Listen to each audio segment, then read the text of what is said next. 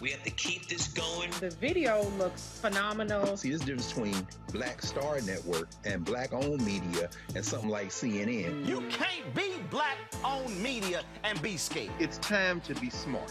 Bring your eyeballs home. You dig?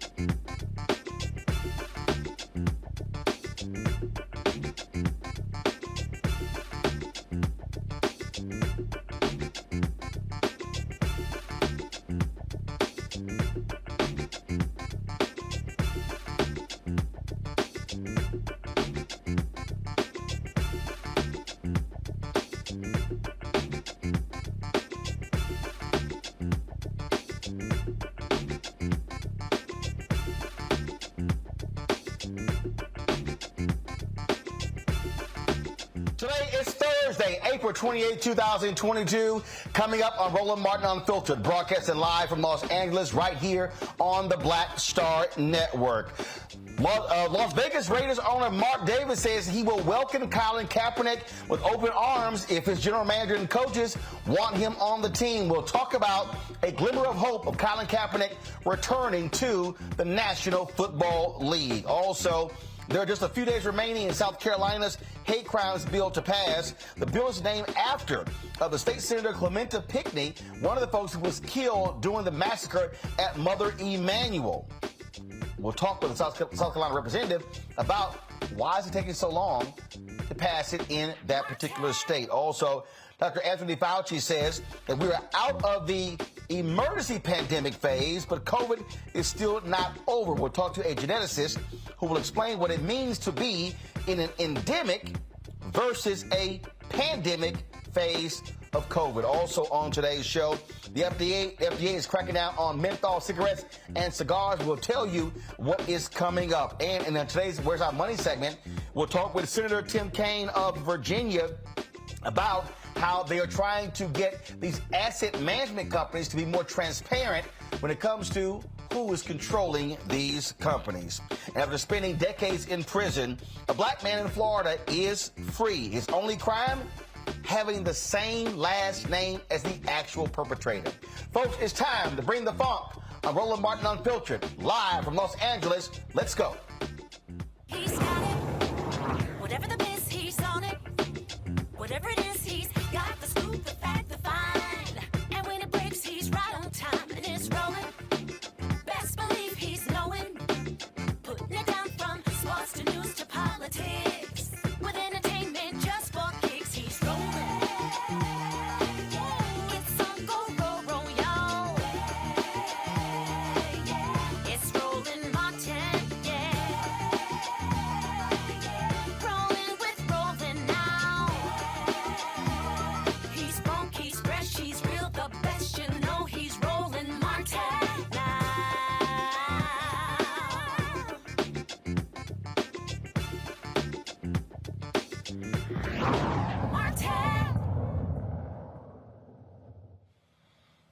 Why are Republicans in the South Carolina legislature holding up a state hate crimes law? That's the question many constituents and black lawmakers are asking. They say it is time for South Carolina to move on this particular bill. Now, backers of the bill have turned to one of the survivors of one of the most heinous racist shooting attacks in American history. You might recall the number of people who were killed at Mother Emanuel and Dylan Roof, a white supremacist, shot and killed them during a Bible study session. On Wednesday, senators watched a 2-minute video of Polly Shepard pleading for them to pass the Clementa C. Pinckney Hate Crimes Act.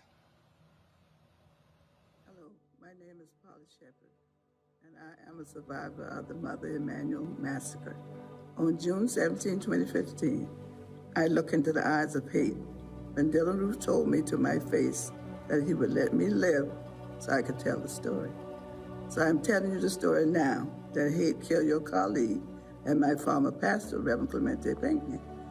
So I'm telling you now that hate murdered 9 members of my church. Hate intentionally selected Mother Emanuel because it is a black church. Hate shocked the nation. And now 8 members of South Carolina Senate are given a safe haven to hate. Every time you look at Senator Pinckney's photograph, you should be reminded that hate killed him. He was one of your colleagues, and hate murdered him. If we had a hate crimes law in South Carolina in 2015, our state should have charged Dylan Roof for killing the Emanuel 9. We should be able to prosecute hate crimes without relying on the federal government.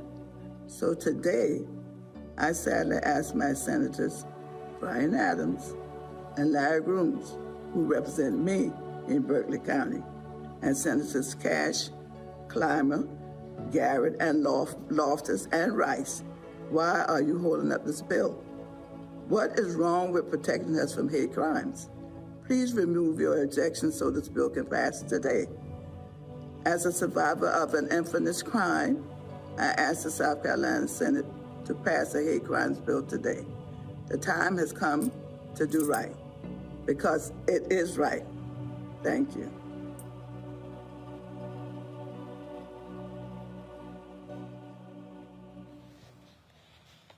All right, folks, joining us right now on Roland Martin Unfiltered is South Carolina State Representative John Moore and State Senator Margie Bright Matthews, who took the place of Senator Pinckney. Glad to have both of you here. Representative Moore, I don't understand here. Here's one of their own who was gunned down.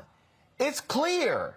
And let's remember, you got Nikki Haley running around claiming credit for bringing down the Confederate flag. That was even difficult in the face of 9 folks being gunned down. What the hell is up with the Republicans in your state? Roland, thank you for having me. And it's actually J.A. Moore. I'm sorry. I don't know what My bad. That's all good, brother. But I don't know what's wrong with him. I spoke with my senator, Brian Adams, on today and yesterday, pleading with him to do the right thing for righteousness' sake. And unfortunately, we're a state for too long that have been at the back end of a lot of important issues. You know, my sister was murdered in Mother Emanuel. She was teaching Bible study that night. They know that. They don't care. So it's just important that we hold them accountable. You know, Brian came to me and said, "Why did you call me out in a press conference the other day?" I said, "Because you're wrong on this issue. You do the right thing, and I'll praise you on the issue. But right now, you're wrong on an issue, and he has to do better."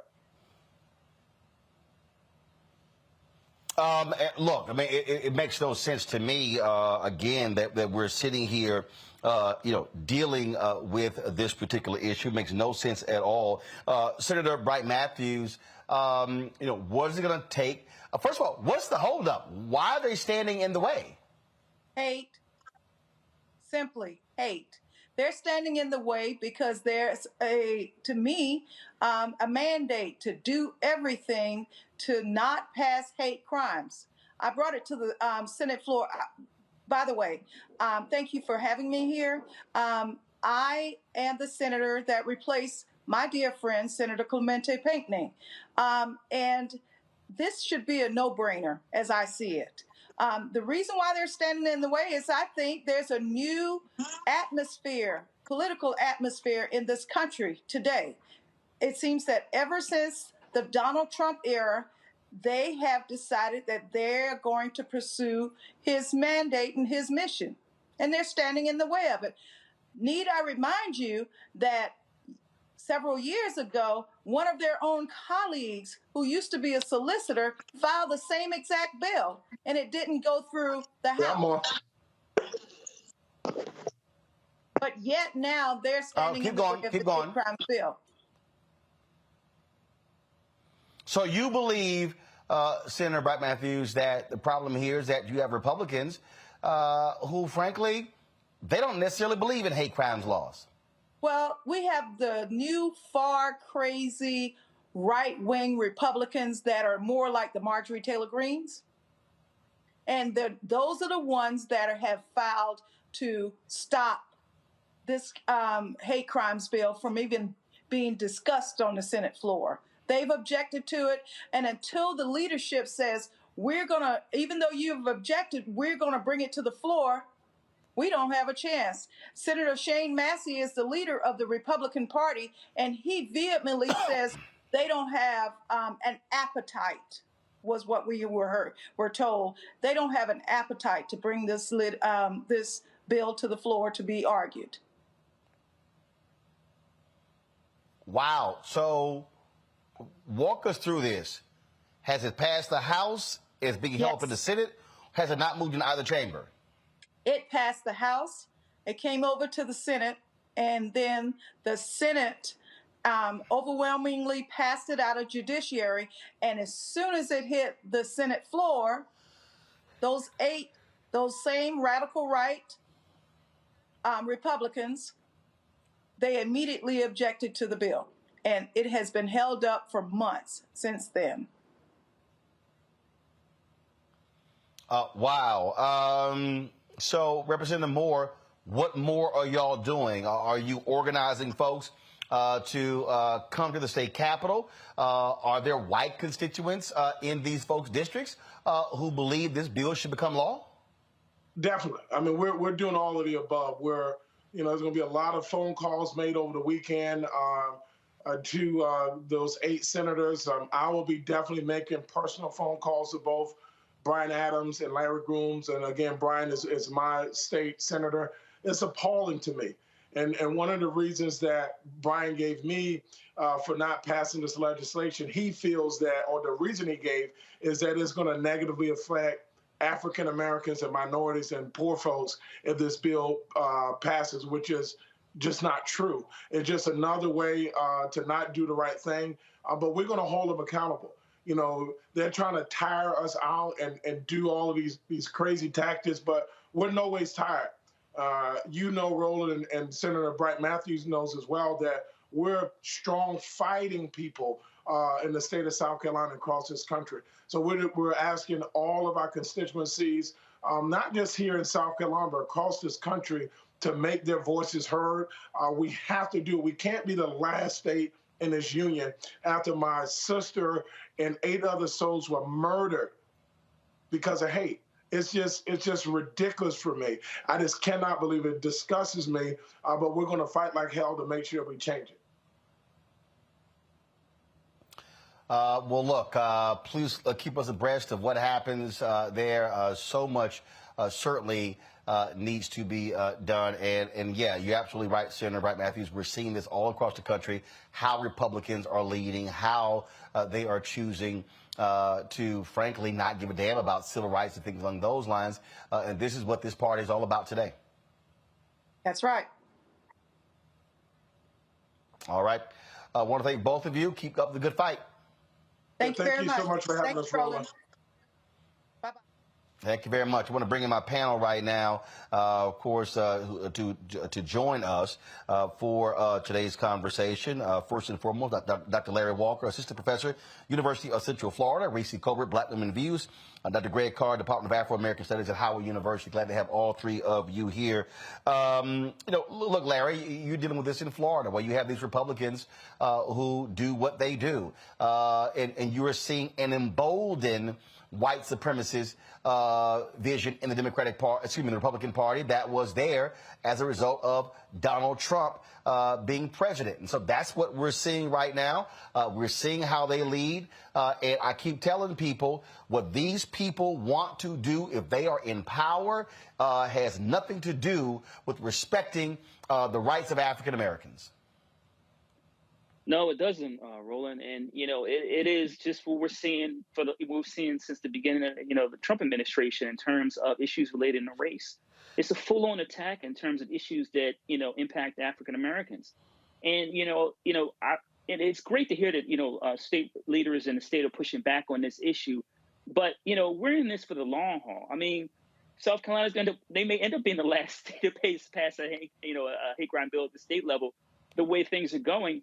And those 8, senators that are opposing the bill, it sounds like from the state rep that the rationale makes no absolute sense. And it doesn't make any sense, whatever the rationale may be, whatever they believe. The bottom line is that this should pass. As I said earlier, this is one of their colleagues. So it is unconscionable to think that they would not want to pass this bill. But once again, this is consistent with what we've seen, and like particularly the last, year and a half, 2 years, in terms of the major pushback on anything that relates to race issues.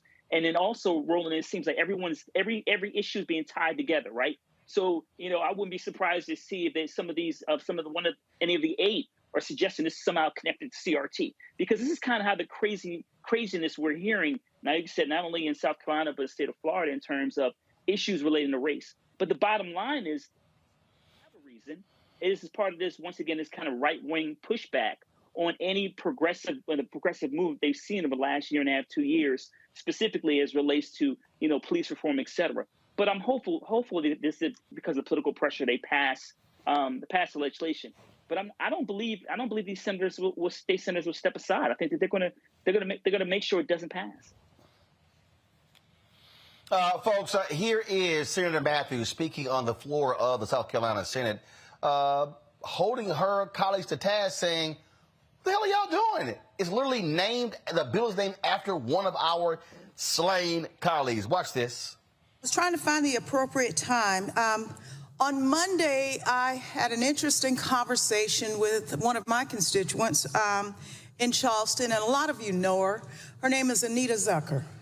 She is a proud South Carolinian, and she was telling me a lot of things of even that her parents had their home still in Ukraine, and how concerned she was for her state that she tries to give so much to, and where we have come.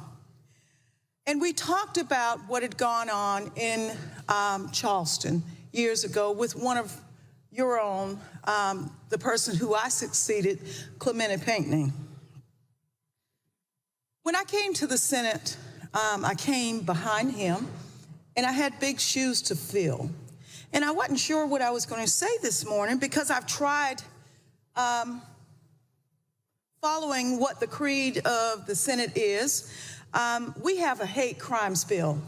And I know a lot of you don't want to hear about this, but I came to the Senate with the understanding that we were a deliberative body, That means we're to talk out our differences and try to find common ground.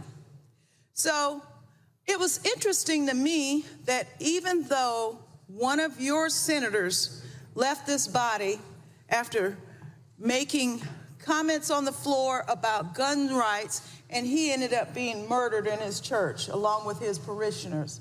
That is one of the nation's most atrocious hate crimes that have been committed. But the irony is this body refuses to even deliberate.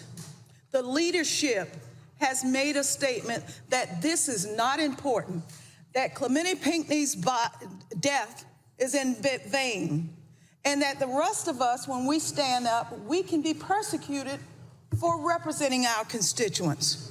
So the leadership in my caucus said, well, let's take all of the people listed in your book.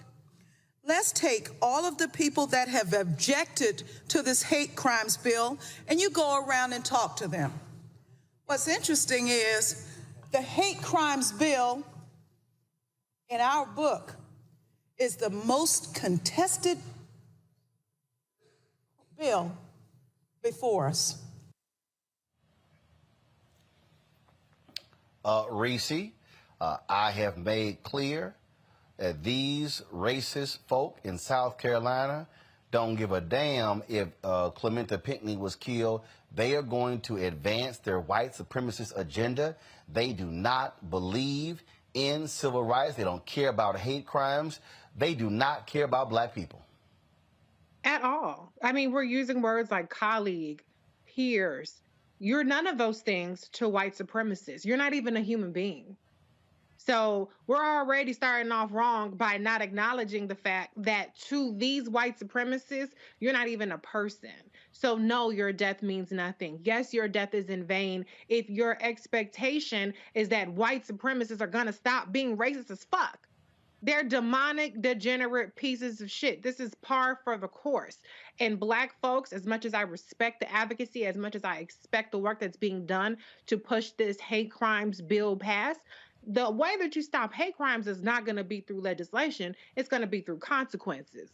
That's how you're going to stop it. So we cannot appeal to white supremacists to see the humanity, to see the dignity in black people in our existence and our right to actually live freely without being terrorized by racists. We cannot shame them. They don't give a damn. They're happy. You have white supremacists on chat boards bragging about the fact that South Carolina is one of the states that does not have hate crimes bills. So this is an invitation to their brethren and their sistren to go about business as usual. So the question is, black folks, what are we going to do in response when we are met with the kind of violence that the Emanuel 9 were met with? And I'm not even talking about violence per se. I'm just saying what we cannot do is think that they're going to look at us any differently, regardless of how brutal, regardless of how unnecessary these attacks are, because it's part of their agenda and fulfilling their agenda to keep us underneath their thumbs. You know, and Greg, again, I have been making this point when I've been talking about white fear. I'm like, guys, look, what you are seeing, it was Donald Trump had emboldened these bigots. They were already making these moves, but with him, oh, absolutely. There was a viewpoint that we can keep doing whatever the hell that we're doing, and it does not matter what any of y'all think. And these people in South Carolina, they are doing, and let me say this right now, to all you white Republicans who love saying it was the Democrats who created the KKK, it was the Democrats who were against slavery. The Republican Party of 2022 ain't close to the radical Republicans of 1822 or 1862. The Republican Party of 2022 is the same as the Southern racist Dixiecrats in 1862. Yes, sir. And I can only echo what Dr. Walker has said and what Reese has said. We have to understand our enemy. one of the most, in fact, the by far most moving debate I've ever seen in a legislature in the United States was the debate in 2015 over taking down a Confederate flag. I would encourage folks, if you want to see some candid conversation, candid debate, look at look at the South Carolina House of Representatives in 2015. Nikki Haley, of course, deserves no credit, and she will get no credit.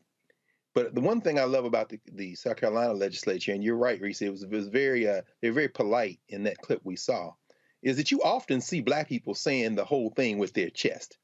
And in the words of our frat brother, Roland Freddie Haynes, who preached Jeremiah Wright's retirement sermon at Howard last Sunday, he got up and said, you know, you should say things with your chest. And these bird-chested punks in the White Nationalist Party of South Carolina, Shane Massey, the leader of the floor there, and Josh Kimbrell, a real loud little punk. And by the way, the South Carolina legislature is up for election every 2 years. This former Christian talk show host, one of the concerns they have with the bill is they say it may suppress free speech. The First Amendment is how these white nationalists are really attacking now. And of course, they mean the Christianity of the Klan. They're also against LGBTQ rights. That's their stated reasons. But most of them have fallen silent. They won't say it with their bird chests. And when we see that it passed the House in South Carolina 71-28, we have to remember that the South Carolina House of Representatives, it has an 81-43 advantage for the white nationalists. That means everybody didn't vote. On the House side, they knew that their white nationalist colleagues would stop it. There's only 46 members of the South Carolina State Senate. 30 of them are white nationalist party. 8 of them have decided they're going to stand against it. So what does that tell us? That means that 2/3 of the white nationalists in the state Senate are voting for it. And guess who else is for it? I read somewhere the sheriff of Richland County in South Carolina said, I wish I had this enhancement because we were chasing these white boys who were texting each other, said, let's go kill some Mexicans. And they set up 17 robberies over the better part of a month. The Chamber of Commerce in South Carolina supports it. They say this is going to be bad for business. But these white nationalists know we can vote for it because we know we have a fail-safe in the Senate. What happens in South Carolina is a microcosm for what happens in this country. These people cannot be negotiated with. You're speaking a language they don't understand. Speak like Clementa Pinckney spoke on the floor of the legislature when he was alive. Speak like some of those South Carolina legislators speak when they get ready to really say it with their chests. Roll over these white nationalists. And if you're not going to vote for us, fine. Break their backs politically. They're up for election every 2 years. Which is why, for me, those Republicans, if you say you support it, go on that floor and call out your colleagues. That's right. Mm-hmm. See, that's the whole deal. See, I don't want to, damn polite. My deal is stand on that floor and look your Republican colleagues in the eye. And when you have your Republican conference, you challenge them in the Republican conference as well and say, how dare you stand against this bill? And you call them out. See, show me some, look, at least Mitt Romney and Susan Collins and Lisa Murkowski had the guts to say they were going to vote for Judge Ketanji Brown Jackson and calling her qualified. At least you actually had that. But this is what happens when you have people who are unwilling to challenge their own. And that's what I've always said about black Republicans as well. And I'll say it here to all these black Republicans all across the country. When are you going to have the guts to challenge these 8 Republicans? Where are you, Senator Tim Scott? Where are you, Senator Lindsey Graham? Are you going to chastise these 8 Republicans and say you are an abomination for not standing and voting for this particular bill? Oh, yeah, and Senator Tim Scott, it's the re-election year for you as well. Show some guts and stand with the black people in your state and call these Republicans out. But I don't think they are willing to have that level of guts, Larry, Reese, and Greg. No, they won't. Hell no. And yeah. And why listen, should they? But listen, black folks are catching hell. And we have been 401 years. But you're right. It is unconscionable that Lindsey Graham and Tim Scott won't speak up on this issue. But they will speak up on any other issue relating to CRT in a moment, right? But we got to start holding folks' feet to the fire on this issue. And I was, like I said, I was glad when the 2 guests you had on, I'm glad that they were talking about calling and rallying folks. And then, Roland, maybe they can invite you down when they have some of these rallies so we can get more black folks in South Carolina focused on this issue and hold these folks' feet to the fire and get this bill passed. I mean, who gonna check them? Who gonna check them? They keep getting reelected, being racist as shit. They're doing what they need to do to keep their voters. And on the That's right. other side, even though black folks have the numbers, now they've gerrymandered the hell out of all of these things. And so there is that element of it. But we have to play, 10-dimensional chess instead of only just focusing on the one issue and the one race. We got to be thinking about how you get a governor in there that'll veto these gerrymandered racist maps. You got to think about voting in every 2 years. You have to think about exercising some pressure on that. If you're in a Republican district and you can't ever get a Democrat elected, go ahead and influence the Republican primary and maybe try to get some of these Republicans in there that are going to actually stand up against that. That's a fraud. That's a fat chance in hell. But what I'm saying is we don't make them pay any political consequences. And we allow Republicans in particular, and this isn't just in South Carolina, it's also at the federal level, to hide behind procedure and block debate and not take the votes. And then we all move on to the next story. There has to start being some political consequences instead of these intra-party fights that we're fighting against the people that aren't even against us even being human beings. That's right. That's right. And Reese, to echo your point, the legislatures have been severely gerrymandered. As we know, South Carolina, which has a plurality, and if they counted everybody, I suspect maybe close to a majority of black people in the state of South Carolina. The white nationalists hold a 30-16 advantage in the state Senate. That, of course, is gerrymandering. But there is a governor in South Carolina, as are in the rest of the states. That's why these gubernatorial elections are so important. You can block some of this foolishness at the governor's level. South Carolina is one of only 2 states that hasn't passed a hate crime enhancement bill. The other is Wyoming. Of course, Wyoming is where Matthew Shepard was attacked, the LGBTQ guy who got killed, and they won't pass one either. What South Carolina, it was the first state to secede from the Union. It is often a bellwether for national politics in this country. And what we see here is that the white nationalist attack line now involves bringing LGBTQIA issues in, hoping to peel away some folks who are not white nationalists as if there is some consensus or some solidarity. Black folk don't go for the banana in the tailpipe. These white nationalists are worried about elections and control. And if we don't understand that, as you just said, Reese, we won't understand anything else about how to wield political power in this country. They are not going to change their votes. Their lives depend on it, or so they think.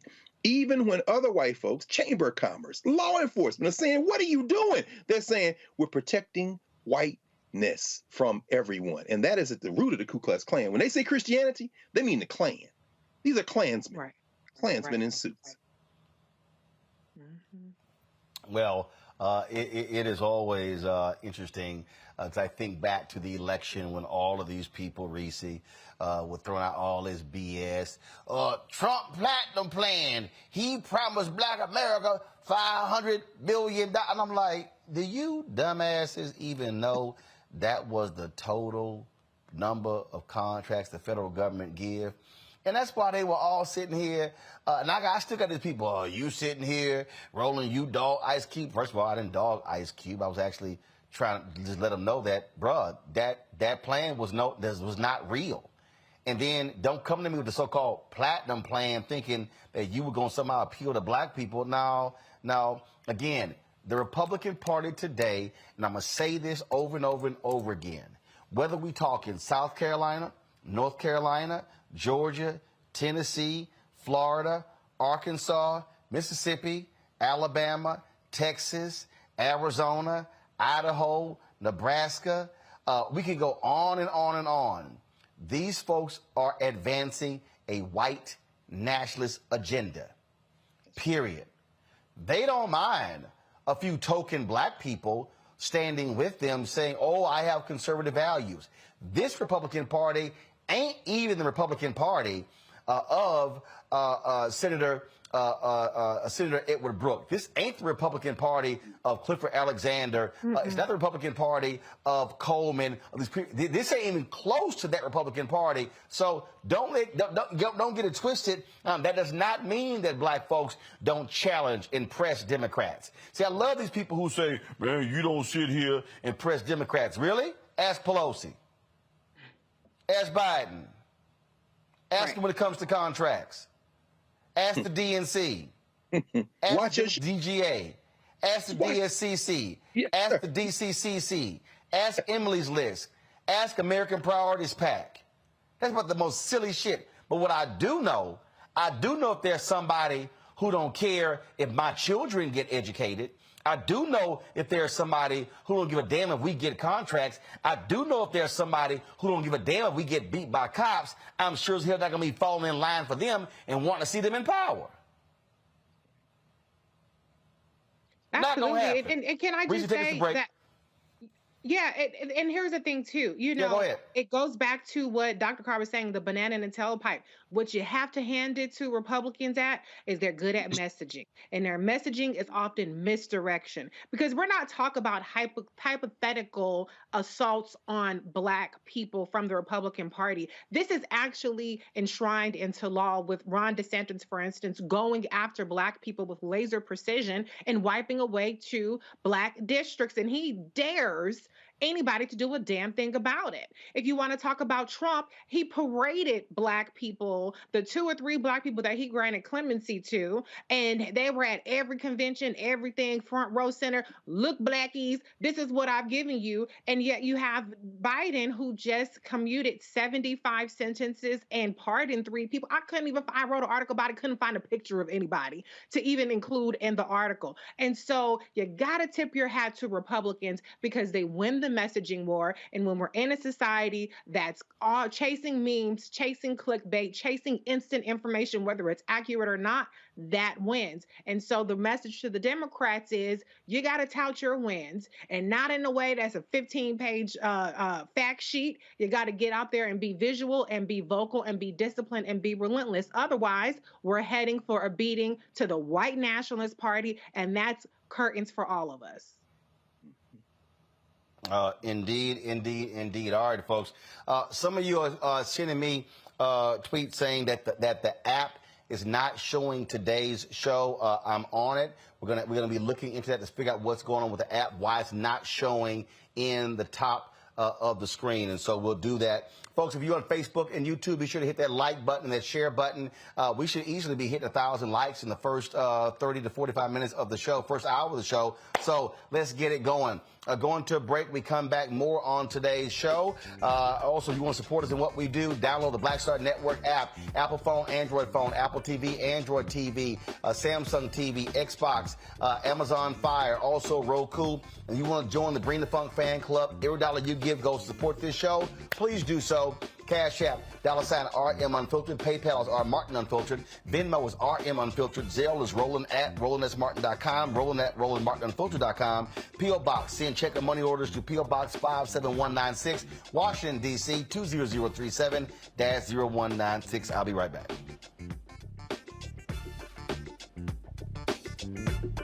When I first moved to LA, me and Joe lived together, right? And that was a big blessing because I didn't have to worry about paying rent. You know, out here struggling, doing my thing, and that was a big help. And then when I moved out, I think that's when I saw the division because I think Joe felt like I didn't need him anymore. Right. It wasn't that. It was like I'm a grown-ass man, 2 grown-ass men. But actually, that is true. You don't need him anymore. Right. When you grow up, first of all, when you grow up, it's like, hey, you help, and this time you get your ass out the house and go do your own thing. Right. He didn't want me to move out, but I'm like, you know what? At the time when I moved out, I mean, what? Were you paying a light bill? I wasn't paying anything, and I said, you know what? I need this responsibility. It's going to make me work harder in my career if I know I got rent to pay, I got bills to pay. I was paying a cell phone bill. That was it. Right. No, but Joe was treating me like a little butler, because I'm telling you, I was like Benson. Now, I'm telling you, man. Please fetch me some water. He was using Jedi mind tricks. Yo, man, you still make them good grilled cheese sandwiches you made when you were little? No, you don't. Next thing I'm at the stove. Flipped it. And then it dawned on me, he tricked me again. Got me again.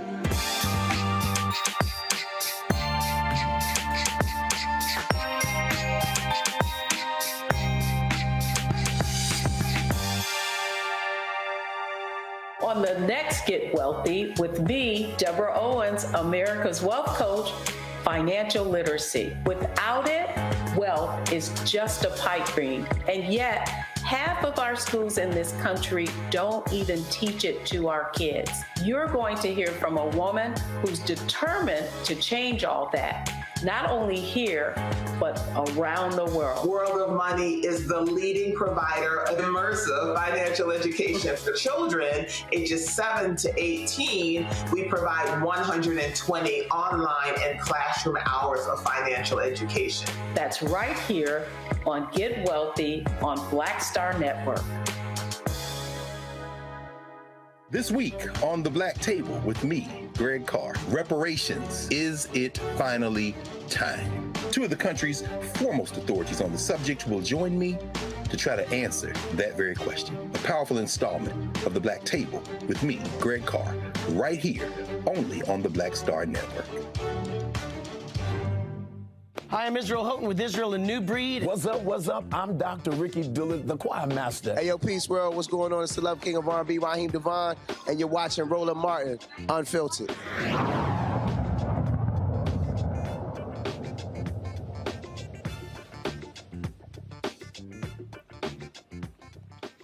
All right, fam, could Colin Kaepernick be getting a second chance in the NFL? Mark Davis, the owner of the Los Angeles Raiders, actually spoke on this issue. And let's show what he actually said, folks. We pull the graphic up. Let's pull that up. I'm sorry, actually, with the video? Fine, let's go ahead and roll the video.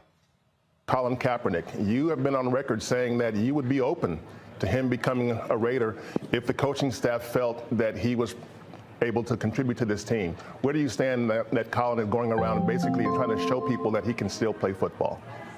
Listen, I believe in Colin Kaepernick, and he deserves every chance in the world to become a quarterback in the National Football League. I still stand by it. If our coaches and general managers want to bring him in or want him to be the quarterback on this team, I would welcome him with open arms. I think Colin's a very misunderstood human being. I've gotten a chance to talk to him. I never really knew Colin, and I didn't understand him, and I didn't understand the kneeling, what that meant initially.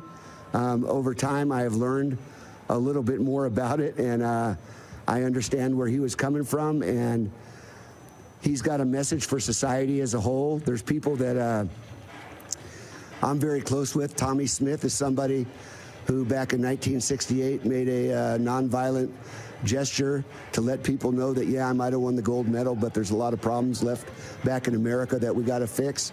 And I think in the same vein, Colin Kaepernick has sacrificed a lot of the things that he could have been doing in his life, and to get a message across about police violence and equity and inclusion in America. And I stand by that. I have 2 minutes to go on this show, and I have to ask you this one more question. And I ask it because, and again, I know what the Raiders stand for, I know what you stand for, but what can the NFL do as a league to operate more, to add more diversity and be more inclusive? What can they do to be more like, I guess, the Raiders and the Aces?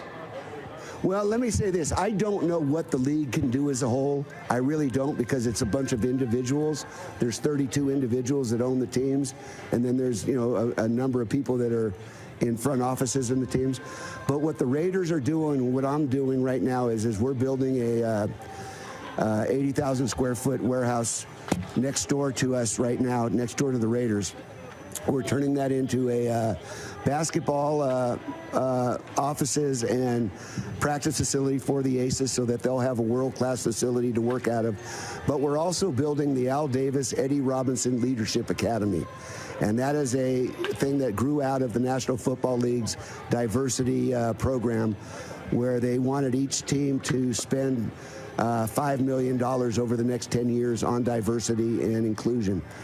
And what we decided to do was, instead of just giving money to some type of organization or whatever, that we would build a grassroots academy that will be able to bring in coaches that are on the verge of getting head coaching jobs and teach them the things that they need to know to get over the last hump. Somebody like Eric Bieniemy, somebody like some of the other guys that have been interviewing for a number of years but haven't gotten the jobs. This, we believe, will be able to get them over the hump. Question here. Greg Carr, do you believe that this is the door opening? Now, you heard David say, if our general manager and our head coaches agree, this is a team that re-signed Derek Carr as their starting quarterback, their backup quarterback, Mariota with another team as well. Could this also lead to other owners coming out? This is the first time we've actually had an NFL owner speak on the record to the issue of possibly signing Colin Kaepernick. Absolutely. Of course, it's Mark Davis, as in the Davis family. So some of that could just be making noise. And it's startling when you think about the pay disparity. Well, see, if he was more like his daddy would have signed Colin 5 years ago. Well, see, and there's Roland, brother, there's the complicated legacy of the Davis family. Because anytime I see the name Raiders, I went to Tennessee State. So the name I think of is the man they call the Lord's Prayer, who could throw equally well with the right or left hand. And that is the great Eldridge Dickey, who, when Mark Davis was 13 years old, his daddy drafted him as a quarterback for the Oakland Raiders. But here's the problem. He knew Hank Stram and them boys out of Kansas City wanted Dickey, and they were going to make him the starter. Al Davis shitted on Eldridge Dickey. Eventually, it drove Dickey. He didn't give Dickey a legitimate chance to play. Dickey was the best quarterback by far. Ironically, now his son gonna name a facility with Eddie Robinson's name, because we know Shaq Harris. Shaq Harris was drafted by the Chargers, but Davis never gave Dickey a fair shot. And in many ways, that led to a life of addiction and so forth. So when I see the son say this, I'm saying that's good business for sure.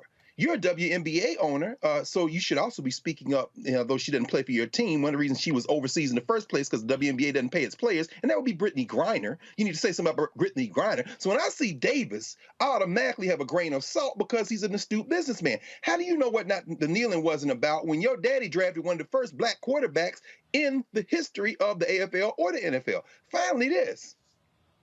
Colin Kaepernick, brother, I know you want to play, but I swear, if these white boys were smart, they would have put you back in the league years ago and set you on the bench.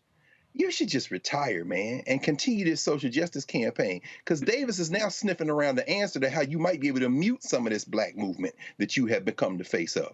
Sign you and put you on the bench. It's not that difficult to understand. But it's been interesting, though, because it's been interesting, Larry, because in the last few months, Colin Kaepernick has done more talking in the past 3 months than he's done in the past 5 years. We saw him participate with the University of Michigan spring game. His former coach, Jim Harbaugh, oversaw that, where college scouts were present. In addition, Spike Lee is shooting a documentary on Colin Kaepernick, and his cameras were there as well. Colin Kaepernick went on a podcast of former athletes and did an interview talking about how he wanted a shot. He did interviews after this. I'll tell y'all, this was a question that Spike Lee asked me, and one of my criticisms, and it is legitimate, and I did specifically suggest this to Colin as well as his girlfriend Nessa. I said, you can't go silent. You got to talk. You got to share. And so all of a sudden he's gone on an offensive to try to get back in the NFL, where I felt he should. And again, I was told that, look, that's not Colin. He's a quiet guy, whatever. I said, yeah, but when it's your issue, you can't expect everybody else out there fighting it if you're not also speaking and leading. Now, all of a sudden, it seems that he has changed his posture and is a lot more open. And in fact, I'm going to send him a text message in a minute saying, hey, when are you going to come and talk to us in black media? And come, let's talk about what you are trying to do to get back into the NFL. Larry. So, Roland, I'm a big sports fan, being from Philadelphia. So, listen, I see it when I believe it. Yeah, Al Davis gave, our forever Art Shell, made him, give him an opportunity to be the first black coach in the NFL. And I remember vividly. But I'm not buying what Davis is selling. I'm not, because he had an opportunity to make it clear to his GM, and they've had a shift and change in leadership over the last year in terms of GM and coach. He could have made that explicitly clear that you need to create a black coach pipeline at the organization. You don't have to. He doesn't have to do anything separate. You own the team. Just create the initiative there. So when he's saying he's creating an additional program, it doesn't smell right to me. It just doesn't make any sense. And he's right. Look, the 32 owners, and we know Goodell's talked about in the last several years, in terms about diversity, and we know now they're being sued, right? So he's also playing politics because, and the NFL draft is tonight, right? So he has to say there has to be some kind of counter narrative in terms of what they're doing diversity-wise, and I'm quite sure. Is a press release, a release there, some kind of memo went around the last couple of weeks to say to focus on some diversity-related initiatives that you have going. But the bottom line is he can create a pipeline right at the Raiders. They just, like I said, they just had a GM and coach transition. Who did they bring, in terms of who they brought in? So he doesn't have to talk about doing something outside of, just creating this new initiative. And like I say, he should name the program, maybe name the program after Art Shell. But he needs to do more in some of the rhetoric. And like I said, his dad is, owned the team for years and had been known to be a little bit more progressive on some issues. But once again, if Davis is really serious about this, then he'll hire a black coach and GM for the Raiders. You don't have to do anything extra. But like I said, I'm not buying it. We'll see what happens. But overall, like I said, I think this is do more with the lawsuit that's pending right now than has anything to do with the diversity and equity and inclusion efforts at the NFL or any teams. Well, his lawsuit that was settled with the NFL. Reese, Colin Kaepernick will be 35 years old in November. Really, the prime of his career, the last 5-6 years, has been gone. We see that he can still play, and let's also be honest, it's a lot of quarterbacks in the NFL who suck. So it's not like this is a talent issue. This is literally white owners saying, "No, we ain't hiring his ass." That's right. Period. Don't talk about it, be about it. So what this is they're getting on script. It's no different to me than taser, taser, taser. You see how they get on script? You see how they know how to say the words to set the pretext for the defense? And it's another case of hiding behind procedure. Well, we got to evaluate this and look at this and have this pipeline and whatever else situation may be. You have the power. But see, they play dumb like they don't have the power. They play dumb like somebody else is calling the shots. Well, if everybody else is calling the shots, why doesn't he have a shot by now? The time for Colin Kaepernick to get that shot probably was at the height of the racial reckoning. So I don't see it happening for him, but I'm going to always root for him. This seems to be what he wants and what he's going to be adamant about. So I definitely don't have no hate to that. But if they wanted to make it happen, they could. They ain't got to just talk about it. Mm-hmm. And Roland, can I ask something else? Listen, I guess. Yeah. Go ahead. No, I was going to say, listen. Let's be clear. There are a lot of journeyman quarterbacks, second, third string guys. Reese's right. There was an opportunity when they could have brought Kaepernick in a few years ago. The bottom line is they're never going to give him a shot, in my opinion. And so, like I said, they could have brought him in at any point. Every year there are major injuries to teams, and sometimes teams lose two quarterbacks. So there's been plenty of opportunities the last couple of years to bring him in and give an opportunity. But for me, they're playing it's a wordplay. They're playing games. And unfortunately, I don't think Kaepernick is going to ever get an opportunity, but he deserved it. Roland, can I ask you a quick question, brother? This is just for you, because you know how these things work. Yeah. Let's say the Raiders sign Kaepernick. Let's say, like you say, Doc. Let's say Larry. Let's say they sign him this week. What does that do for the Vegas Raiders brand and franchise in your mind? If they were to do that. First of all, it is going to rekindle the view that of all NFL franchises, forget Jerry Jones and the Cowboys, that's a lie. There's only one true renegade NFL team. In the history of the NFL, there's only been one franchise that literally has had a all y'all can kiss my ass attitude, because that was Al Davis. But remember, Al Davis was one of the original owners of the AFL. Then you have the merger. So Al Davis loved to tweak the NFL. He loved to tweak the other owners. He loved to sue them. This is sort of some of that. You're absolutely right, Greg. The history of Al Davis, it is very difficult. I actually got a chance to meet Al Davis twice, but one time, the first time was when in a Los Angeles restaurant.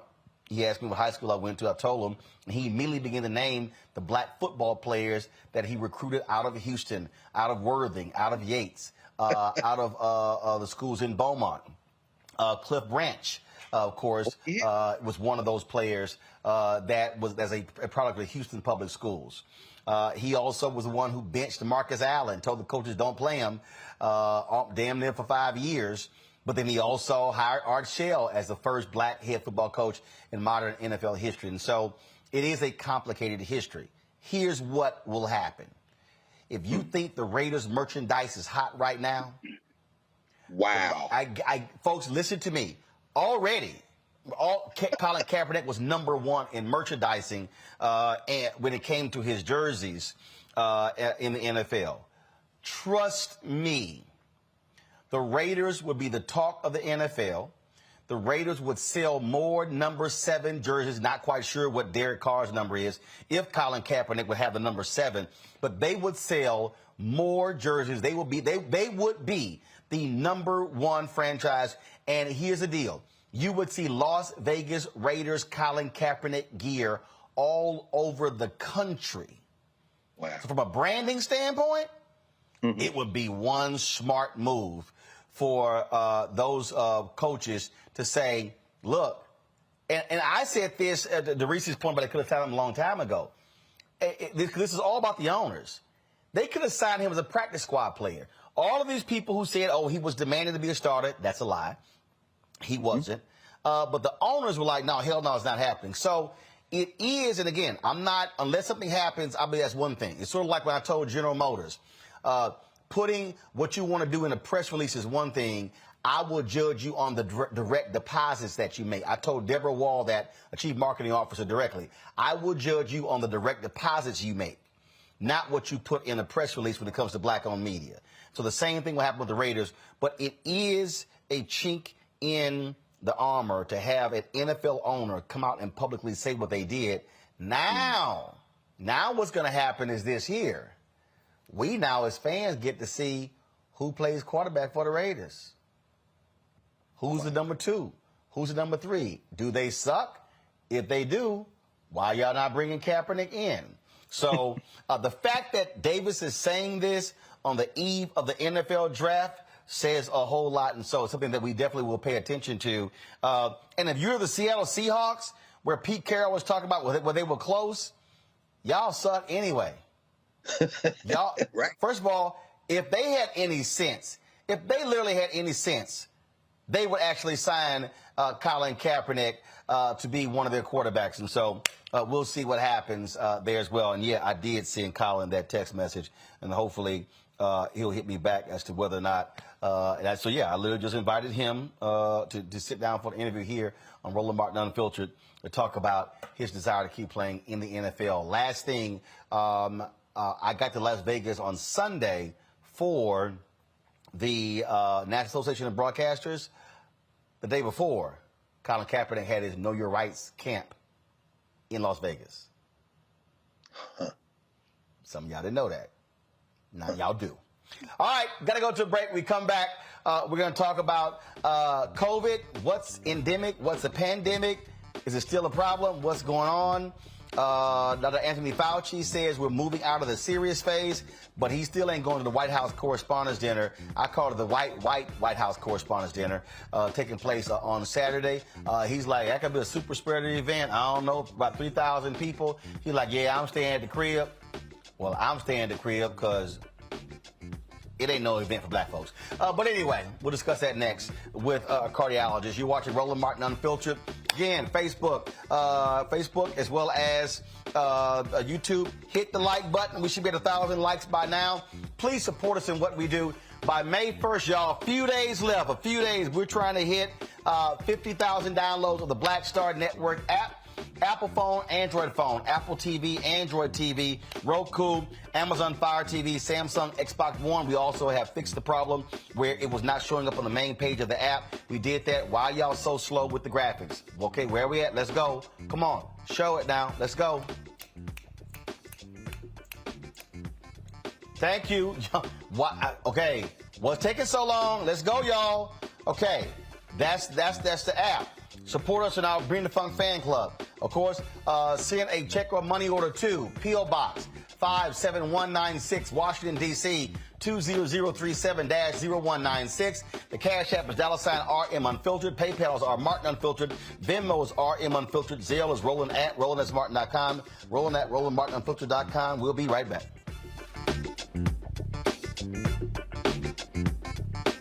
I'm Dr. Jackie, and on Next, A Balanced Life, it takes a village to raise a child, and truer words have never been spoken. If you're raising a child, you know that it's a blessed challenge like no other. Even more so if your child has a disability. We'll talk to parents and our expert panelists about the best way forward for your child to help you maintain your own sanity. On Next, A Balanced Life with Dr. Jackie on Black Star Network.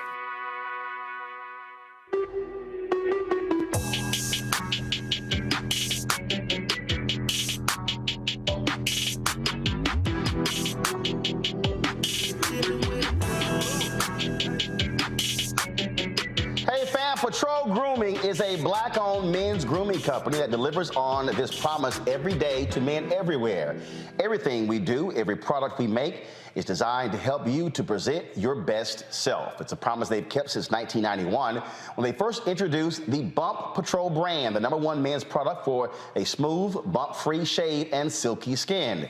Millions of customers count on their exceptional skincare products, which can be found at more than 30,000 retail stores in more than 50 countries around the world. Now you can have exceptional beard and skincare products that are as unique as you. Fellas, as we prepare to head back out into the world as COVID restrictions are being lifted, it's time to get our groove back. You can visit patrolgrooming.com to order a Patrol Grooming Box and do this. Use the discount code #Roland30. That's #ROLAND30 for a 30% discount at the checkout. We appreciate Patrol Grooming being a partner with us here at Roland Martin Unfiltered and the Black Star Network.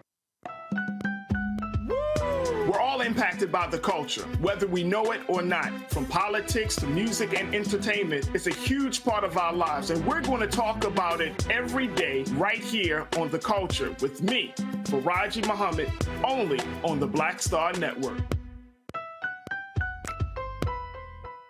What's going on? This is Tobias Trevelyan. Hey, I'm Amber Stevens-West. Yo, what up, y'all? This is Jay Ellis, and you're watching Roland Martin Unfiltered.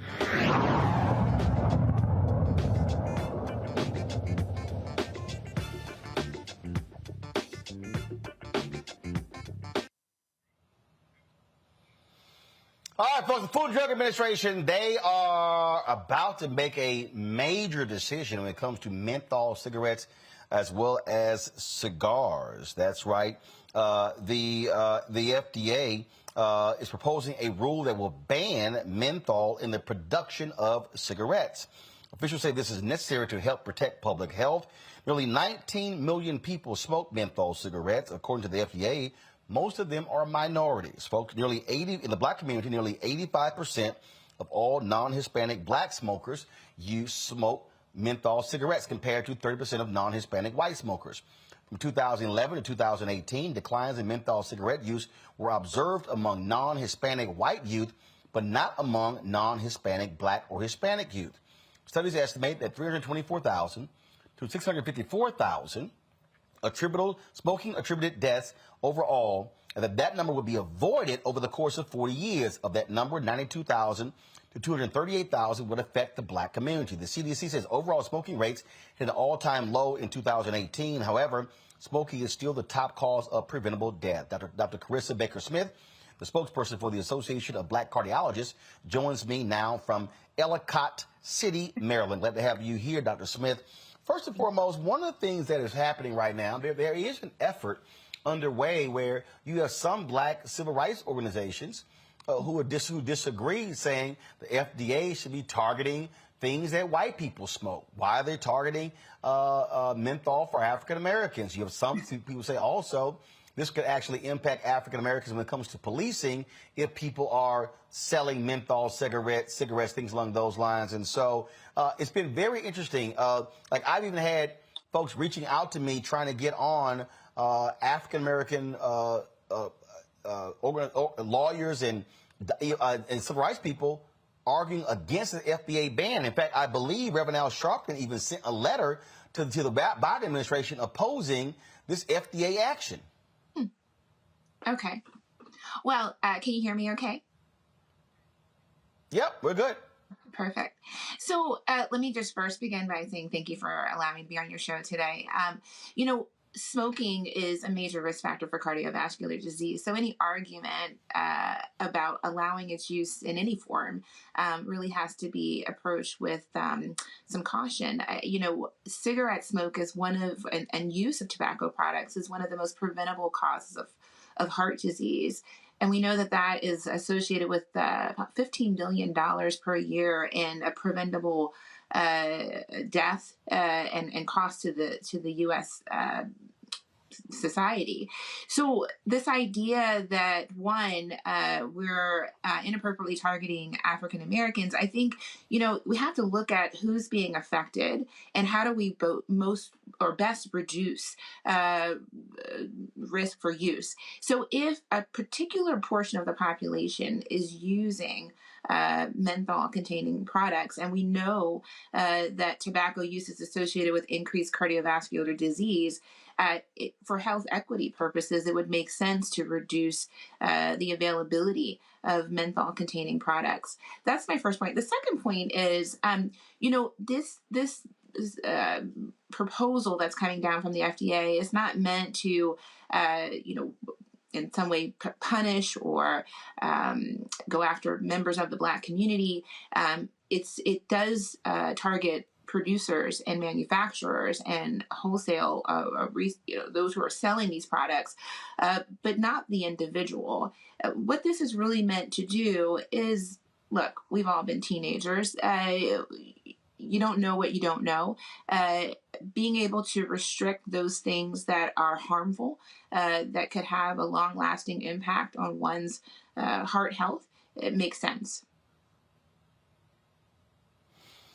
So just let's walk people through this so we can understand why are menthol cigarettes more addictive or dangerous than other types of tobacco products? So one of the arguments that's made about menthol containing products is that the flavor is enticing. It's sort of refreshing, or other flavors that are added to tobacco products. And so that sort of entices children to use them more palatable. There have actually been studies to show that if you actually limited access to these flavored or menthol containing tobacco products, you could actually reduce the number of individuals who go on to start smoking. So the flavor is enticing, and that tends to draw more children and adolescents into using these products. Is there any reason why African Americans and other and Latinos prefer menthol cigarettes over others? It's a good question, and I'm not exactly sure why. And I don't know that there are studies that really look at that. It's probably preference. Overall, when you look at the percentage of the U.S. population who smokes, the majority are self-classified as non-Hispanic white. However, again, as you highlighted, that those who use menthol-containing products tend to be non-Hispanic Black. It just may be a taste preference. I'm not exactly sure, but there definitely is a difference. And I just want to bring to light, sort of, if I could, just the bigger picture here.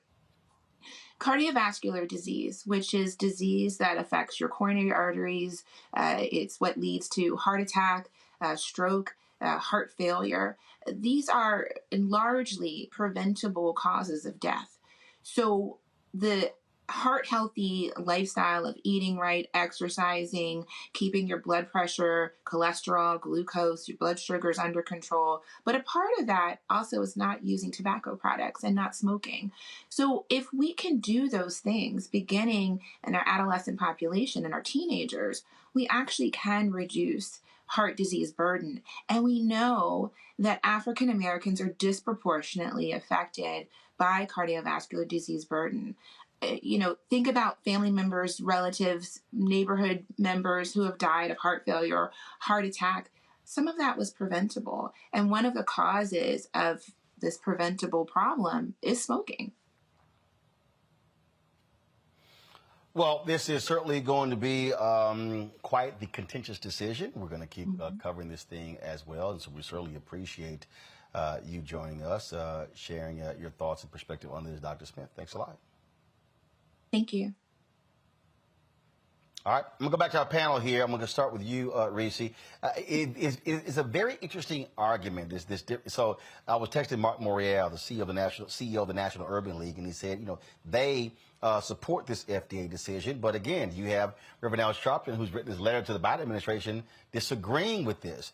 There are other civil rights groups and others who are doing it. I've had people hit me up saying that the tobacco companies are spreading lots of money in the black community to get black folks to support this, because if you ban menthol, you're affecting sales. Look, I'm all pro black racial justice and think about how things disproportionately impact our community, but y'all need to get a fucking grip, because this is not discriminatory in a way that harms our community. It's actually not making it illegal to possess this. So if you happen upon some menthols and you really like your menthols, I guess you can find some place to get them. Child, you can go to Dominican Republic. They got all the doggone labels about how can't smoke and kills and all that kind of stuff that folks ignore. But this whole notion that this is predatory on the black community, when the black community is the one being preyed upon by these tobacco distributors, is ass backwards to me. I don't understand it. I don't support it. You look at the data doesn't lie in terms of how we have too high of use. And, people have free choice, but then we look at all of the as the doctor just laid out, the health outcomes. You look at cases where they talk about how black people are marketed, and then folks want to get paid for the fact that they marketed to black folks, but then you turn around and say, don't ban the products marketed to black folks. My head is spinning. This ain't the hill to die on. There's a lot of things that definitely target black folks. Gerrymandering for one. Ron DeSantis is down there getting rid of 2 black districts. There are a lot of initiatives that shit rolls downhill to black people first. But this ain't it, y'all. I'm not with y'all on that. I'm sorry. Not sorry. But Greg, one of the things that people may not be aware of, especially if you are if you're millennial or Gen Z, is that tobacco money stood up black-owned media for a very long time. Those of us who are Gen X or baby boomers and others remember the ads that were being run when you did not have Mercedes or car companies advertising in Ebony, in Jet, in black newspapers, sponsoring concerts, sponsoring tours, sponsoring various events. It was tobacco companies. I remember seeing a pack of Cools, seeing those advertising. And so it's no surprise you have this allegiance to it, because that's all you saw in the advertising in a lot of black-owned media outlets. That's right, Roland. You read my mind, brother. Reese, you understand. I was hoping you were going to deconstruct it a little for us, Roland. It's 3 simple words. Follow the money. I will not resist the urge to ask whether our brother Reverend Sharpton smokes Newports or Cools, because I know he doesn't, but follow the money. Who are his sponsors for the National Action Network conferences he has? We've all heard of the Newport Jazz Festival. In other words, this is why Dr. Newport Jazz Festival cigarettes? Newport is the same Newports, no question. They've been doing this since the 50s. This is the thing. And one of the reasons I think Dr. Baker Smith probably couldn't answer the question as to why we favor menthol is because she wasn't thinking about what you just walked us through, which is advertising. I will never forget, after my first year of law school, I came home Nashville for the summer, and I bought books I was reading. And one of the first books I read was Manning Marable's How Capitalism Underdeveloped Black America. And when eventually I got to know Manning Marable a little bit, when that brother walked us through how Pepsi became the drink for black people, Coke was the white middle class drink. But then the appearance of flavored sodas, how Sprite dumped millions into their campaign around athletes, ball players, how red soda, which we've been drinking since your homies down there in Texas been bringing Juneteenth, became the favorite choice. Red Kool-Aid, which came out of Nebraska, became the flavor of choice. It was all marketing. We smoked menthols because they marketed us to smoke menthols. And in 2009, when the Tobacco Control Act banned all flavored cigarettes, there was one exception: menthols. So this right here, this is all marketing, and it's addictive because menthol lets you draw that smoke down in your chest and hold it a little longer, and that little longer leads to that cancer and that heart disease. And the thing I'm looking to is the cigars, because see, having lived in Philly for almost 20 years, Dr. Walker, you know how you get on the corner and get them flavored Dutchies, bro. It's all marketing, man. But Roland, you did what I hoped you were going to do, which is point us away from the medicine and toward the marketing. That's the call. Yeah. Yeah.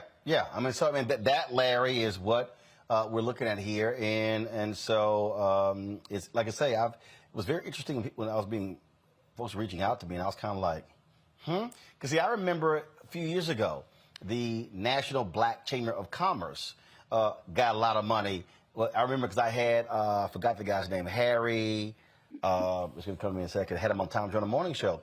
Well, they were opposing, I think there were some cities that were looking at banning the sale of menthol cigarettes in convenience stores, and they were saying how all this was going to hurt black people because it was going to drive their costs up, having to drive to other neighborhoods to buy them or something along those lines.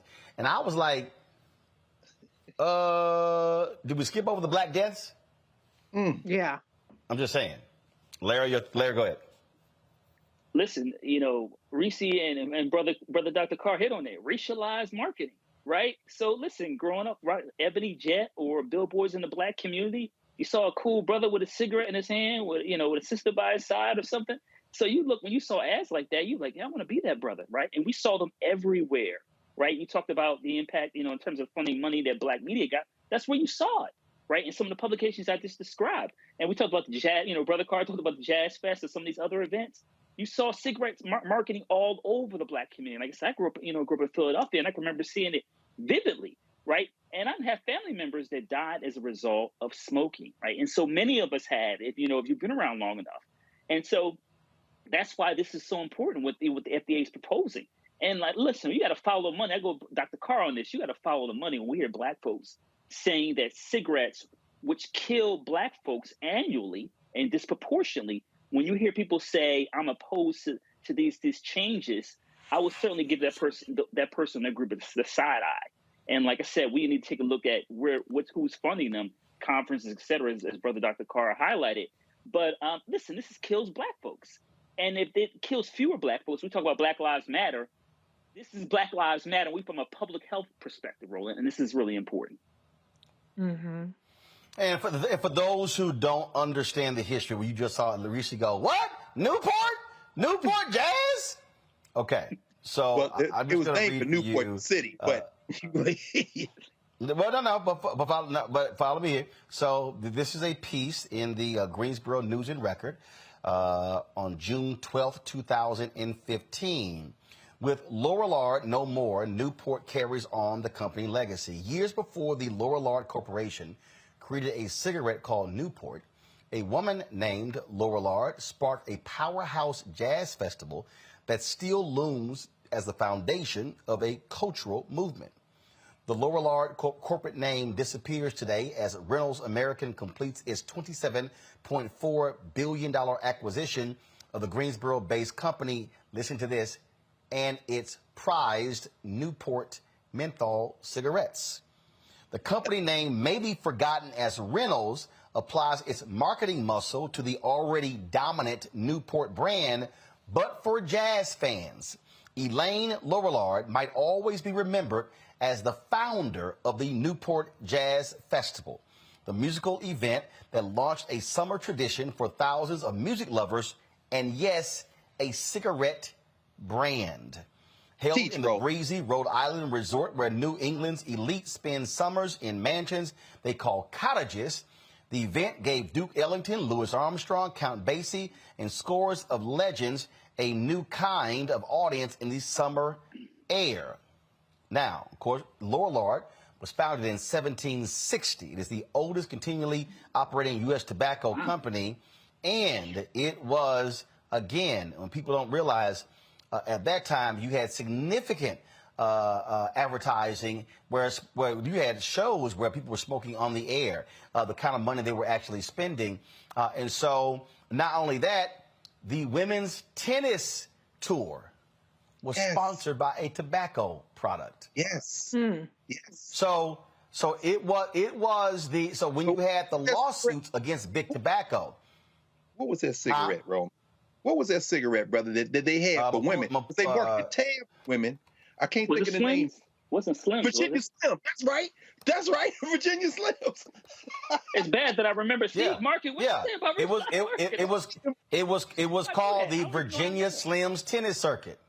Damn. Yeah. Wait a minute. It was called the Virginia Slims Tennis Circuit. Not only that, cigarettes, they also sponsored NASCAR. So when you had, for all the people who don't have the history, they got to understand that it was a new law. It was a new law that took place in 2010 that outlawed tobacco companies from actually sponsoring events that were on television and in media. Why is that? Because those of you who are NASCAR fans, it was called the Winston Cup Series. That's right.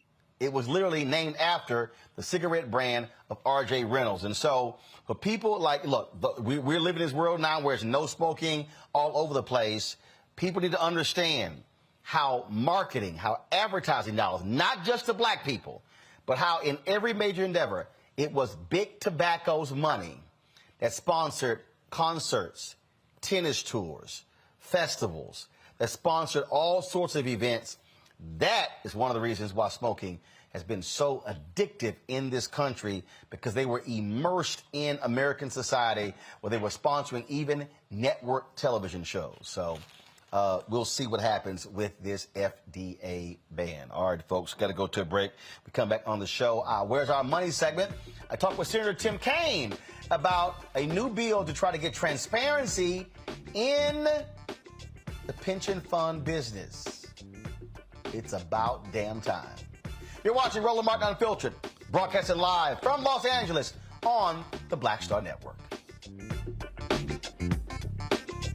When I first went to LA, me and Joe lived together, right? And that was a big blessing because I didn't have to worry about paying rent. You know, out here struggling, doing my thing, and that was a big, big help. And then when I moved out, I think that's when I saw the division, because I think Joe felt like I didn't need him anymore. Right. It wasn't that. It was like, I'm a grown-ass man, two grown-ass men. But actually, that is true. You don't need him anymore. Right. When you grow up, first of all, when you grow up, it's like, hey, you help, and this time you get your ass out the house and go do your own thing. Right. He didn't want me to move out, but I'm like, you know what? At the time when I moved out, I mean, what? Were you paying a light bill? I wasn't paying anything, and I said, you know what? I need this responsibility. It's going to make me work harder in my career if I know I got rent to pay, I got bills to pay. I was paying a cell phone bill, that was it. Right. No, but Joe was treating me like a little butler, because I'm telling you, I was like Benson. I'm telling you, man. Please fetch me some water. He was using Jedi mind tricks. Yo, man, you still make them good grilled cheese sandwiches you made when you were little? No, you don't. You know, next thing I'm at the stove, flipped it, and then it dawned on me, tricked me again, got me again.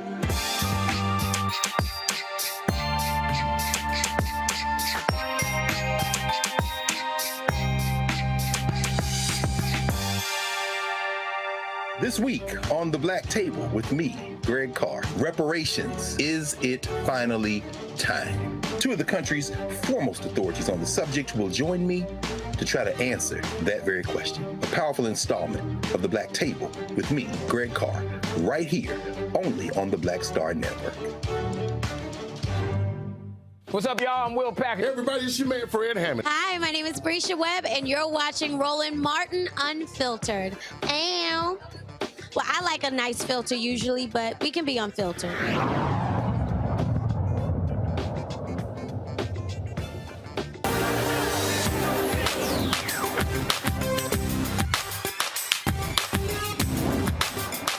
Being frozen out. Facing an extinction level event. We don't fight this fight right now, you're not going to have black armies.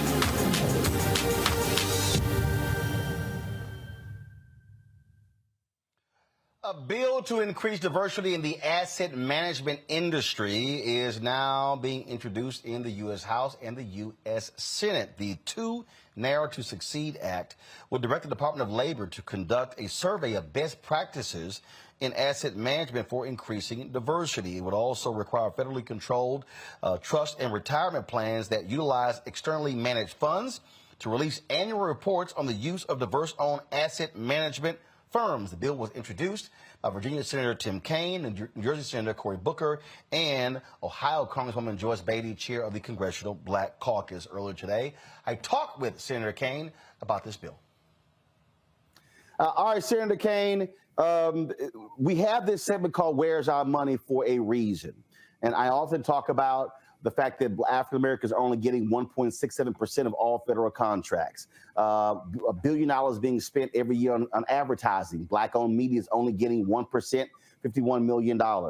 But this asset management issue is huge because the largest collection of Black wealth in America are folks who work in the public sector. And the reality is you have private equity people, venture capitalists, who are earning billions, frankly, on the back of Black and brown workers. Well, Roland, and if you look at it, like we have these federal retirement programs like Thrift Savings Plan, the Federal Railroad Retirement, and you mentioned advertising and contracting, but let's just focus on the investment sector. What is the most common piece of advice that every investment advisor always says to you? Diversify your portfolio. This is the original use of the word diversify, is in the investment space. And yet when you look at who is running these major investment firms, who are the decision makers making investment decisions, this is an industry that might have one of the worst track records of any. So working together with some colleagues, Senators Menendez and Booker, Senator Warren and Murray, we have filed a bill called the Too Narrow to Succeed Act. And basically it's saying to the investment industry, and particularly those who are investing, federal pension funds, public pension funds, that they need to be completely transparent about who is making investment decisions, the firms they're using to make the decisions. And our thought is, if we make that transparent, it will put effective pressure on companies to do better. We also ask the ERISA Commission to pull together advice on what are barriers that have kept us from being better than we are, and what are best practices that we can spread throughout the industry so that the industry diversifies itself, and it needs to follow the advice it gives to its investors. I'll tell you this here. When Obama was in the White House, I got called to a meeting at the Treasury Department where they told me that they were touting the next day, the ceremony, that Black and brown firms outperform white firms when it came to the management of TARP funds. Well, my next question was, great. Does that mean they're going to get more money to invest? And everybody went silent. And I was like, wait a minute, hold up. If Black firms and other minority firms are outperforming these other firms that are white-led, how are they being locked out? What does this bill do? How does this bill address that? We talk about transparency, increasing opportunities. Roland, the bill is a transparency bill, so it doesn't put a mandate on anybody, but we're going to start with the first step, which is forcing all who are in this federal pension space to be transparent about who they're using to make investment decisions and demographic information about the individuals and firms they're using. So when you say transparent, are we talking about the demographics of the board of directors? Are we talking about the senior management? Are we talking about junior management? What are we talking about? Yeah, I would want to dig back into the precise language. The goal was to focus on the decision makers. We don't want somebody to be able to, proclaim that they're diverse if they have a number of, low-level staffers who are diverse. Right. We want the decision makers and the owners. And as you know, Roland, because you've been really an important part of this, Senate offices were not very diverse. Yep. On the Democratic side, I give Leader Schumer credit for this. He worked with many in the civil rights community and said, look, we're going to make at least all the Democratic offices every year have to post the data about the demographics of their offices. And that's something we take very, very seriously. And if you look at over the years, the reporting has been done, just the mechanism of requiring transparency has led to increases every year in the diversity of the Democratic Senate staffs. And we feel like the same thing will happen if we pass this Too Narrow to Succeed Act. We require the dissemination, the public dissemination of this information. And it's gonna be a strategic advantage for firms making the case to be given investment responsibility by federally connected pension funds. It'll be a strategic advantage to them to have diverse decision makers making the calls about what are the right investments to make. I have on my wall in my studio, I have an art piece from Ida B. Wells Barnett. And her most prominent quote was, "The way to right wrongs is to turn the light of truth upon them." And the reality is, Senator, the only way this changes is if the light of the Senate and the House is on them, which means hearings, which means saying you are not going to be sitting here reaping millions and billions and investing money, and then you don't look like the people or the money you're getting from. And we're talking about, in this sector, in this country, trillions of dollars, federal level, state level, county, city, school board. Pensions are the greatest, the largest investors on Wall Street.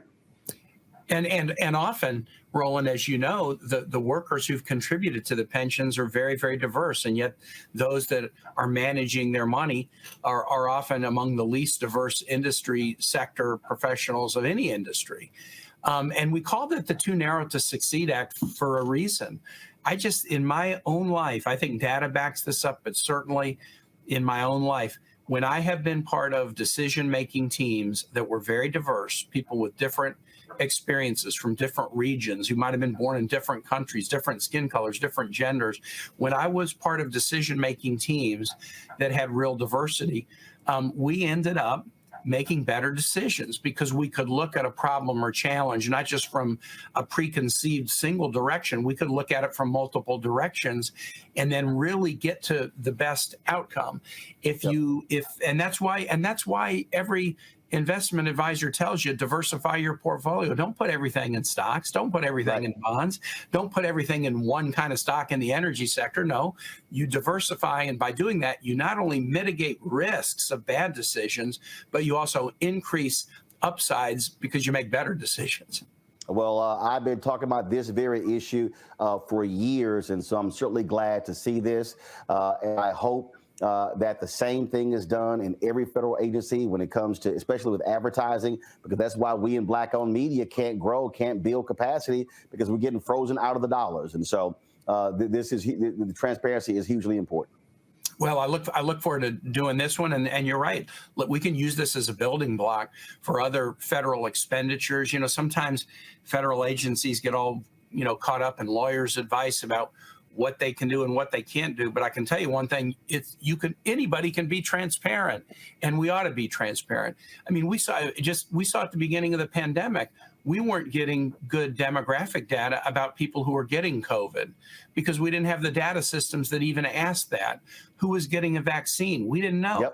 We had to build those mechanisms in, and that'll help us in the next pandemic. It helped us target vaccines to communities that had the worst experience, but we didn't even have the data at the beginning of the pandemic, and that's just inexcusable. So we need that data so that we can make better decisions.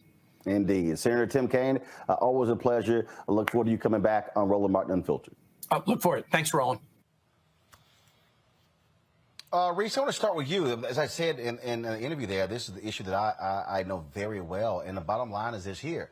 We're talking about billions of money that drives Wall Street. And these white firms don't give a damn about us. But when you look at the pension funds, if you are a public worker, if you are a school teacher, a police officer, firefighter, work for the city, county, state, federal government, that's where the money's coming from. And so people keep saying, oh, we need to talk to the venture capitalists about diversity. Hell no. I have been saying to Black people in these states, y'all go to these pension fund managers and say, if it's all white, y'all ain't getting our money. That's how you change the money in America.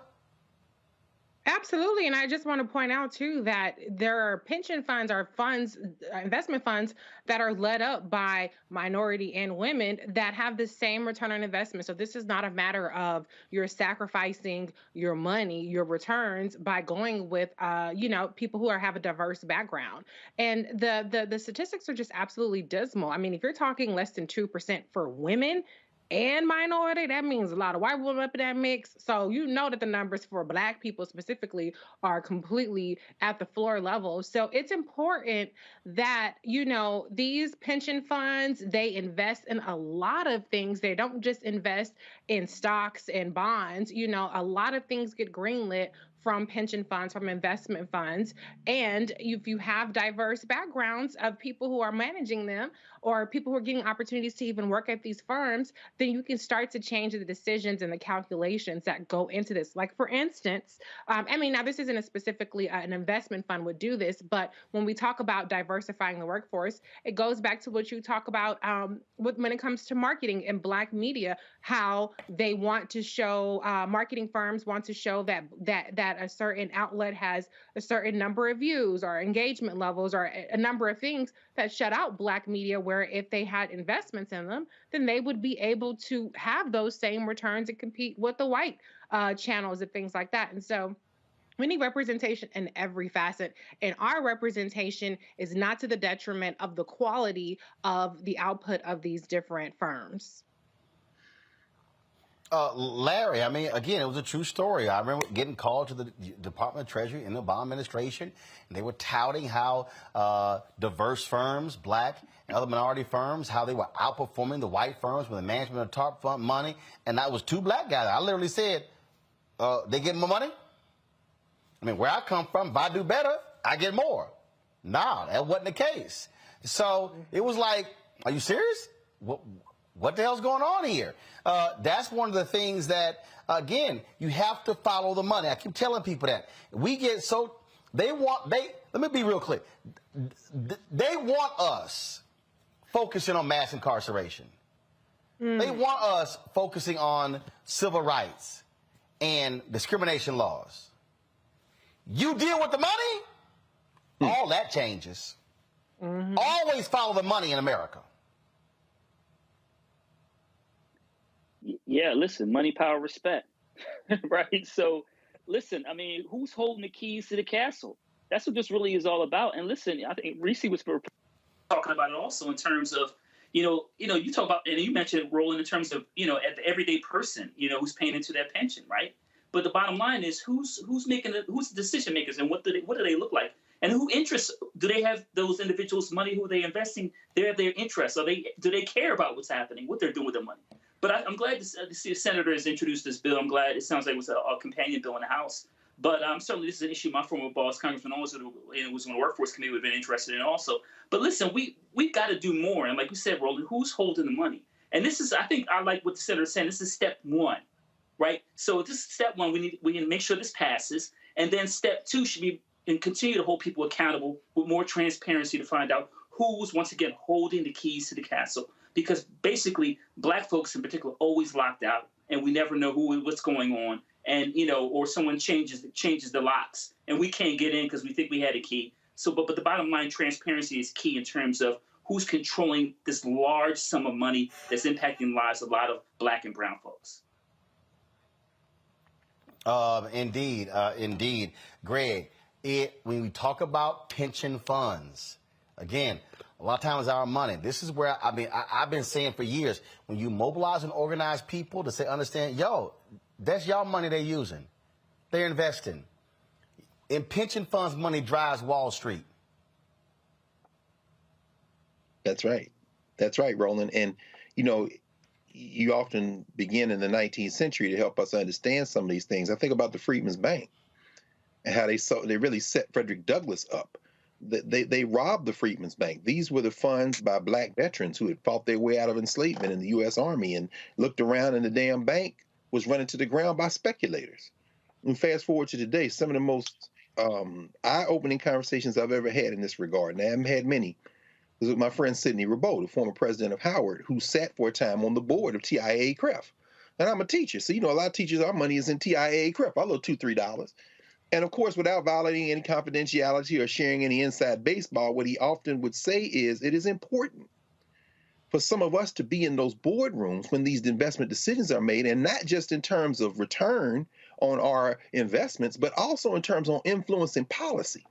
Because, you know, there are philanthropic arms to these pension funds often. There are other ways that they invest in communities. And I guess this leads me to a question for you, Roland, because I really don't, you know, I don't know. What is the relationship, if any, between diversifying the asset management class, which provides advice on where to invest, and the types of things that these funds invest in? Because I agree with you, Reese. When you say women and minorities, you know, white women. That's what drives it. That's what drives it. Help us understand it, because that's the thing. Because I'm saying I'm okay with making some more rich Black investors, but hedge money people. But what's the relationship between what they do and them being in the room, and how that trickles into the things they invest in? Like, for example, would they take an investment in Black Star Network, for example? Go ahead. It's like you take hold on one second. I'm gonna pull up her name 1 second. And I have some experience in this as well. Okay, good. Thank you, Reese. Because when you look at the numbers, out here, and when you look at what they do, the private equity funds for Black or Latino are going to more than likely have more conversations with people who look like them, because also they're looking for opportunity. You take, for instance, Arlen Hamilton. So here's a sister out of Houston who, folks, she tweets about this all the time. Folks, if you don't know her, follow her on social media. 1 second. I'm gonna get you her. So his Arlen was here. ARLANWASHERE. She has a company called Backstage Cap. She tweets this all the time. There were people who told her, "Oh, there's no way in the world you're going to be able to even remotely fund minority firms," and she has. She attracted money in her fund from Mark Cuban, owner of the Dallas Mavericks. In fact, she tweeted this 6 hours ago. "I am looking at getting up to $5 million into the WNBA management company itself, an expansion plan, or a team. I've tried the quiet route and now want to make some noise. If you're connected with the WNBA, the NBA, who's owned 50% of the NBA, or Kathy Engelbert, connect us privately." She talks about how folks said she was going to fail. Now, she literally, and in fact, this is a story, right? This is a tweet, how Backstage Capital is creating the next generation of venture capitalists. So what she's also doing is actually creating venture capitalists who are Black and Latino. And so that's what you see. And you're absolutely right. Don't assume that you got some Black folks out there who only care about the money, and the only color they care about is green. But what this is about is these are the people who are investing in companies, investing in startups, who are believing in the vision. And that's how this game changes. And again, I need everybody who's watching me, I need y'all to understand, I'm not joking here. The largest, and yes, Arlen is Black, the largest investors on Wall Street are pension funds. The state of New York, the state of Texas, every state, they are investing. When you look at these people in Silicon Valley, when they start raising money, they're going to pension funds because they control billions upon billions of dollars. And in the last point before they go to Reese, in the state of New York, Carl McCall started this, and they have continued this. When they come in there with pension funds, those private equity funds, they go, how many Black partners do you have? Roland, you might want to help. Senior managers do you have? Some people might not know who Carl McCall was or is. Well, Carl McCall, Alpha Man, who ran for governor, he was a state comptroller. He was over the money. And what they did was they said, y'all ain't going to just be sitting here using our billions of dollars investing. So then they would say, what Black law firms are you using? What black accounting firms are you using? They understood what black, they went through the whole, with black law, went through the whole deal, and they have been able, not completely, but they've been able to change the game to allow an influx of African Americans to be able, who own companies, to be able to participate in the billions being spent every year. Reese, go ahead. Yeah, and Dr. Carr, I understand the subtle critique there, because just because you have more rich black people doesn't necessarily advance the entire black race. However, I will say that having more rich white people doesn't advance the black race either. And so that's why it is important for us to be in all these spaces. But I'll just go back to my experience. I worked for an investment fund, and the capitalization in that fund primarily came from pensions like CalPERS, the California big pension down there, as well as other rich, wealthy people. But the interesting thing about it is, number one, all the partners are white, of course. And then they were taking over firms, infusing capital in it, also advising in management structure, kind of something along the lines of what you see on Shark Tank and what they are proposing. And these are not big, sexy names like Google or, Facebook or anything like that. They're regular companies that take over. And this is just one firm I'm giving as an example. And so when you have black firms that have an access to capital issue, when you have venture capitalist funds like the one that Arlen was here, Roland just referenced, don't have the access to capital funds, then it just trickles down into the decisions and the kinds of people that get opportunities. And so if you can have black companies that get infusions like a Black Star Network, now I know Roland isn't for sale like that, but as an example, then that starts to change the game economically. And then again, it's who you bring in, as Roland pointed out. And so there are all of these steps and all of these areas where black people are shut out. Now, will it automatically change? We don't know what degree it will have an impact, but I would just again posit that it would have a bigger impact than having all white folks running it. Mm-hmm. Indeed. And so y'all always follow the money. And so that's what's important. All right. Today, when we come back, we got more Roland Martin Unfiltered. Short break. We come back, our Black and Missing, and we have more news of the day. So we'll be back in a moment.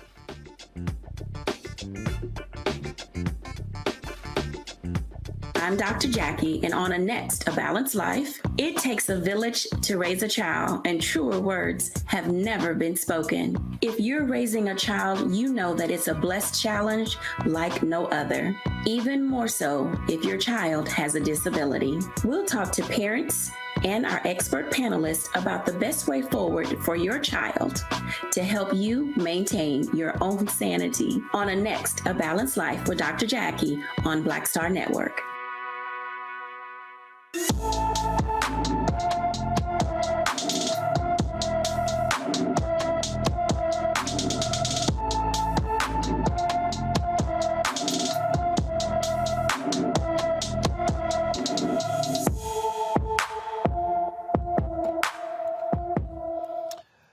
All right, folks, every day, of course, we make it a point of focusing on someone black and missing. John Sells is missing from Houston. He was last seen on April 13th. The 15-year-old is 5 feet 7 inches tall, weighs 145 pounds, with black hair and brown eyes. Anyone with information about John Sells should call the Houston Police Department at 713-884-3131, 713-884-3131. Now, folks, COVID guidelines are getting lax. You already see a federal judge rule against the mask mandate, allowing people to now go maskless on airplanes and public transportation. A lot of people think, again, that we're out of the woods, that we are beyond the pandemic.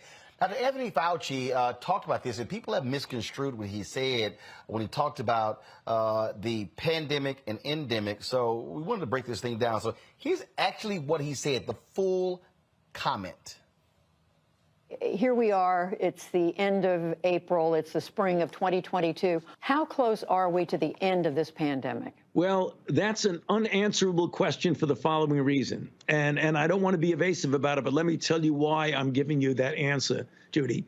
We are certainly right now in this country out of the pandemic phase.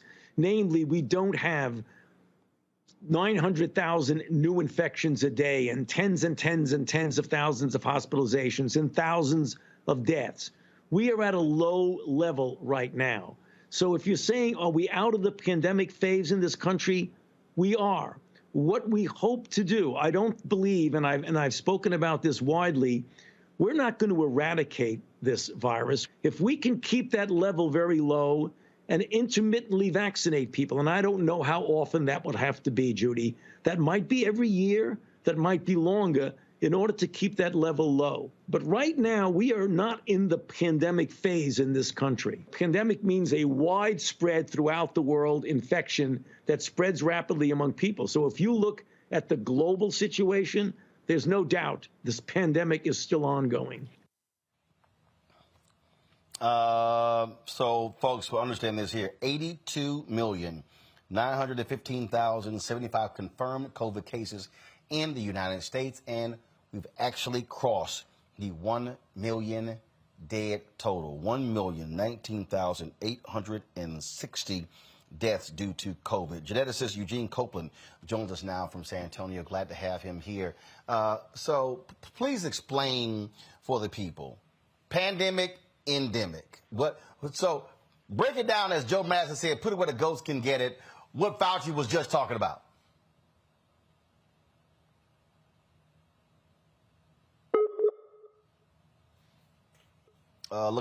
Okay. Eugene froze there. And so let me know when we have Eugene back. Let me do this here, folks. Indiana's Attorney General took to Twitter to announce his lawsuit against the Black Lives Matter Global Network Foundation. Todd Rokita filed the lawsuit as part of his ongoing investigation against the organization, seeking to determine whether the group violated Indiana state law by deceiving donors and misapplying its assets. This is what the AG said. Protecting Indiana consumers from this house of cards is critical. There are concerning patterns of behavior from this organization, and we will do what it takes, including this lawsuit, to get to the bottom of it.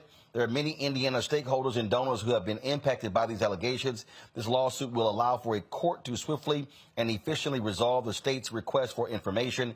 The foundation could be barred from future fundraising in Indiana if the charity fails to comply with Rokita's demand. So that's one thing there. Also, folks, some good news out of Minnesota.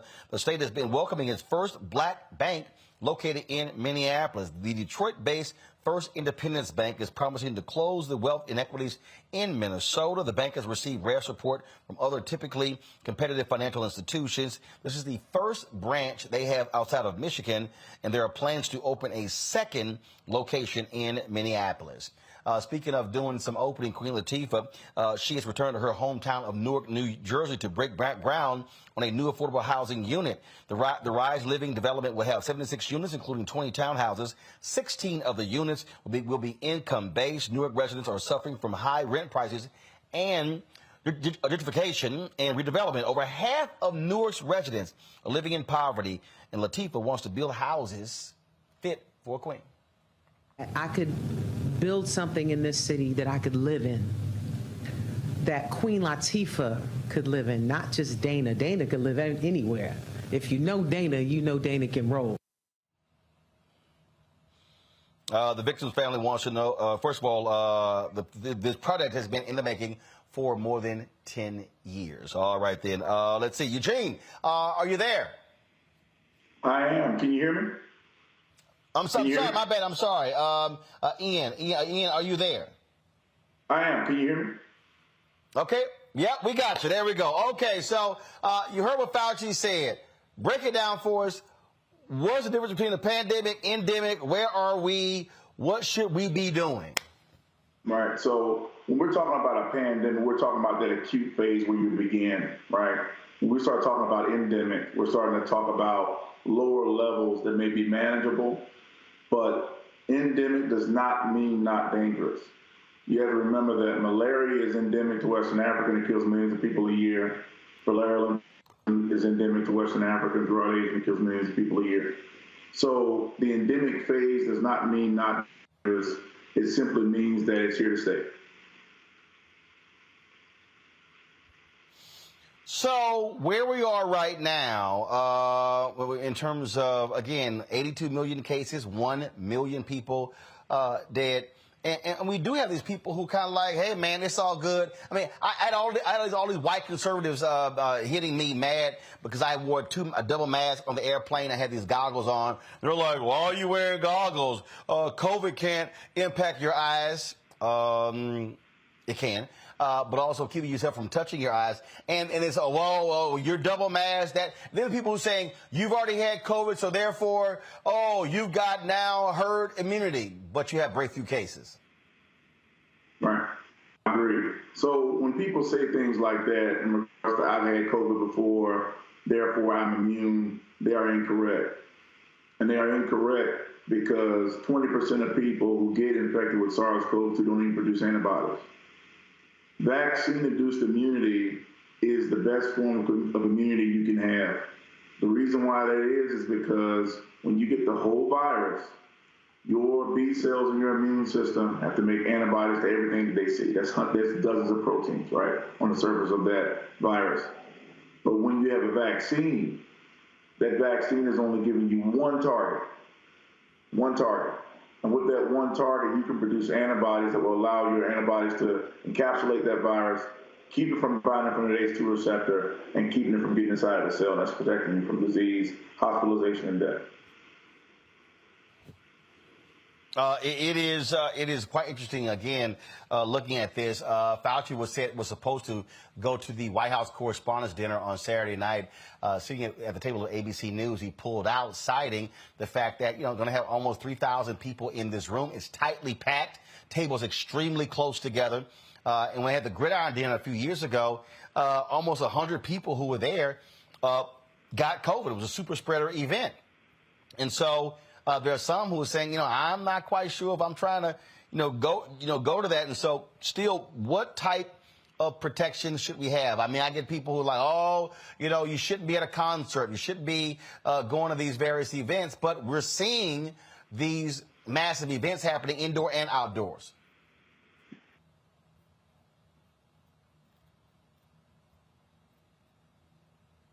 Ian still there? All right, looks like Ian has froze again. So I really want him to answer that question. It is important. I'm going to go to my panel here. So I'm curious. Let me know when Ian's back. Reese, I saw you tweeted the other day about, what did you say? You went somewhere and you were like, all right, first time I'm chancing this. I think it was you and your newborn. Yes, I took my daughter Ava to a restaurant by myself. I had to learn how to operate the stroller. My husband is the stroller operator, car seat, all that stuff. But I am trying to navigate this new space of figuring out this quote unquote post-pandemic landscape. I'm doing a little bit more. I'm still staying more masked than not masked. I did go to the Babyface concert. I enjoyed myself. I was hot as hell underneath that mask, but I kept my mask on while I was singing and dancing and hooting and hollering. So, I mean, look, I was one of the last people out of the quarantine. There might be a couple people left, but I'm just trying to figure it out because I'm tired of being at home by myself, me and my husband and my baby. So good luck to me and to everybody else out there. I hope it is an endemic. I really hope it is, for our sakes. Larry, how are you still now operating? I'm masked up, brother. I'm at the gym with the mask on. Doesn't matter. I'm trying to play it safe. And listen, I have loved ones, like a lot of people, loved ones who would face challenges. If I became positive, I infected them. So I'm thinking about those individuals. So I guess I have to try to be careful. And, I have an event I'm actually going to this weekend. I'm a Cheney University alum. We have alumni weekend this weekend. So I'm going.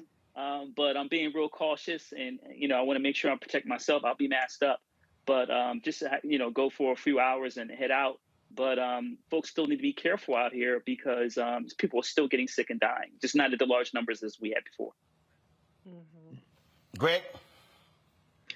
Yeah, Roland. I mean, I was glad to see Reese a couple of weeks ago at the museum. She's the first member of the Roland Martin Unfiltered crew that I've seen in person, including you, in quite some time. But I have my mask on, and I too wanted to hear Ian's question, Doc's question, answer to your question, because of course we're now in graduation season, and I have colleagues who have contracted COVID over the last several weeks and months, a month or so with this new strain, who are now, quarantining and may not be able to go to graduation. I want to see all the parents. I want to see students I haven't seen at all. I was on campus for Jeremiah Wright's retirement. As I said, last Sunday, we were all masked and outside. But finally, a lot of this for me, in addition to health, is social protocol.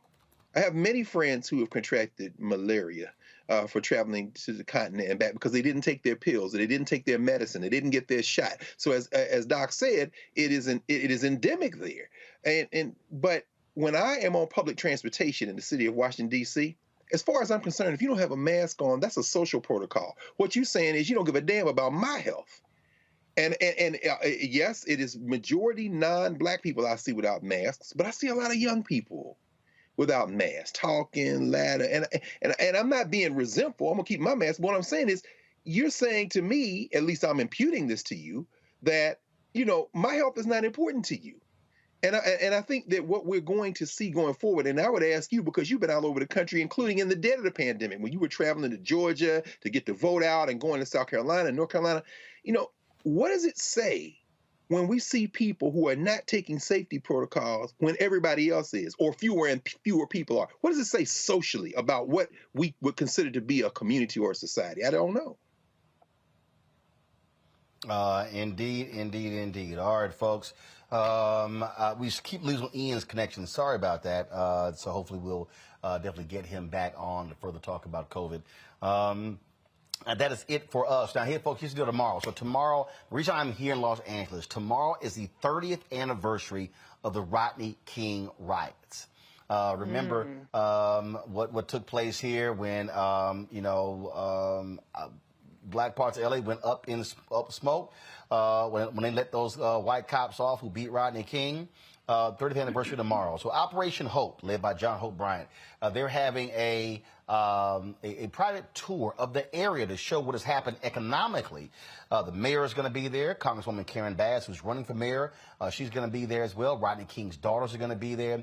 And so we are given the opportunity. And this is what I want y'all to understand, why it's important for us to have Black-owned media. And so John Hope Bryant, who's a supporter of this show, reached out to me and said that he wanted to give Roland Martin Unfiltered and Black Star Network the exclusive opportunity to stream this tour. So what's going to happen is it's going to start around 9 a.m. Los Angeles time, 12 o'clock Eastern. We're going to meet at Fame, first AME. And so we will travel with them. We'll stream all of that. There's a news conference taking place after that with the participants. We will live stream that as well. And then tomorrow, we're going to broadcast our show from a community center there in Leimert Park. And so we're going to have our panel on the set. Carol, please put in the group me who Jasmine Koenig is going to be one of the panelists, and so that's one. We have former LA Police Chief Bernard Parks, who's going to be one of our guests as well on the show. And let's see here, and we have some others who we're booking right now, and so it's going to be we've got another couple other folks confirmed, and so hopefully. Carl Douglas, who was one of the attorneys who worked with Johnny Cochran, who was one of O.J. Simpson's attorneys. He's still out there doing this thing. Hopefully he'll join us. And possibly Judge Maybelline may be joining us as well. So we're going to have a great panel out there. Looking forward to that. So that's why we are here to cover that, to be able to show what's going on. I always got to give a shout out to the late John Mack. I was going over some of my photos. And I was actually looking for a particular photo. I was looking for actually the photo when I pledged. After I pledged, the post is on my Instagram page. Y'all can see it.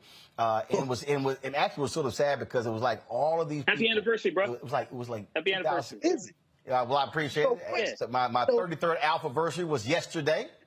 Happy alphaversary. And yes, sir. And of course, yesterday, y'all, was Greg Carr's birthday. We share a birthday. You was born Happy birthday, bro. in the Alpha land, and then I was born out my mama's womb. That's beautiful. There you go. Happy there birthday. You go. So it was so I was going through all these photos, and it was crazy how literally it was like back to back to back. All these photos I took in 2009. Folks who are now ancestors. It was like Gwen Ifill, Colin Powell, and it was John Mack, who was the leader of the Los Angeles Area Urban League during that tumultuous time.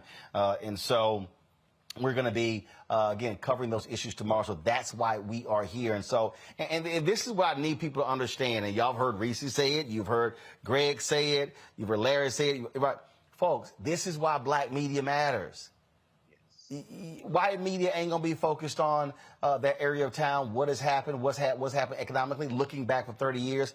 This is why we have to be telling the story. We must control the narrative. Because you know what? Here's how this works, and this is why y'all support is so important. I need, cause y'all make this crystal clear, so y'all can understand. When John Hope Bryan said, "Hey, Roland, I would love for you and Blacks and to cover this," I didn't have to ask nobody. I didn't have to send an email or send a text and ask somebody, "Hey, can I please go cover this story?" No. I don't have to ask people. Folks, that level of freedom is needed in black-owned media. And you got a whole bunch of people who are running around calling themselves new black media. They don't cover nothing. They don't interview nobody. They don't break anything down. All they do is run their mouths. And I frankly ignore them because they mean nothing to me, because they're not journalists. But we are not going to move forward as a people as long as we are asking somebody else to tell our story. And so y'all see me post the videos and everything on social media. I'm in my hotel room. Camera, 5 lights, streaming unit right here. Y'all, we good. This is how we roll. We keep it moving. This is about us being able to control our own destiny and telling our story. And so we look forward to doing that. We want y'all to tune in. If y'all have not supported us, please, first and foremost, download the Black Star Network app. It is important, those numbers. We get asked by advertisers, how many app downloads do you have? Our goal by May 1st is to hit 50,000 downloads. Our goal by December 31st is 100,000. So Apple phone, Android phone, Apple TV, Android TV, Roku, Amazon Fire TV, Xbox One, Samsung Smart TV. And if you have not supported us in our Bring the Funk fan club, trust me, your dollars make it possible for us to be able to say yes when we get those requests, so we don't have to sit here and say no. Cash, send a money check or money order to P.O. Box 57196, Washington, D.C. 20037-0196. You can support us via Cash App, $RM Unfiltered. PayPal is R Martin Unfiltered. Venmo is RM Unfiltered. Zelle is Roland@RolandSMartin.com. RolandMartinUnfiltered.com. Reese, appreciate it. Enjoy all the White House correspondence receptions and dinners and all that stuff and parties going to. If anybody asks, tell them, no, boo, he in L.A. He with the black people in L.A. So that's where I'm at. Larry, thanks a bunch as well. And again, Greg, happy birthday. Of course, Alpha and Greg. Y'all know how Alphas run this. Y'all know how we do. You know. You already know. I'm going to see y'all tomorrow from Lamert Park here in L.A.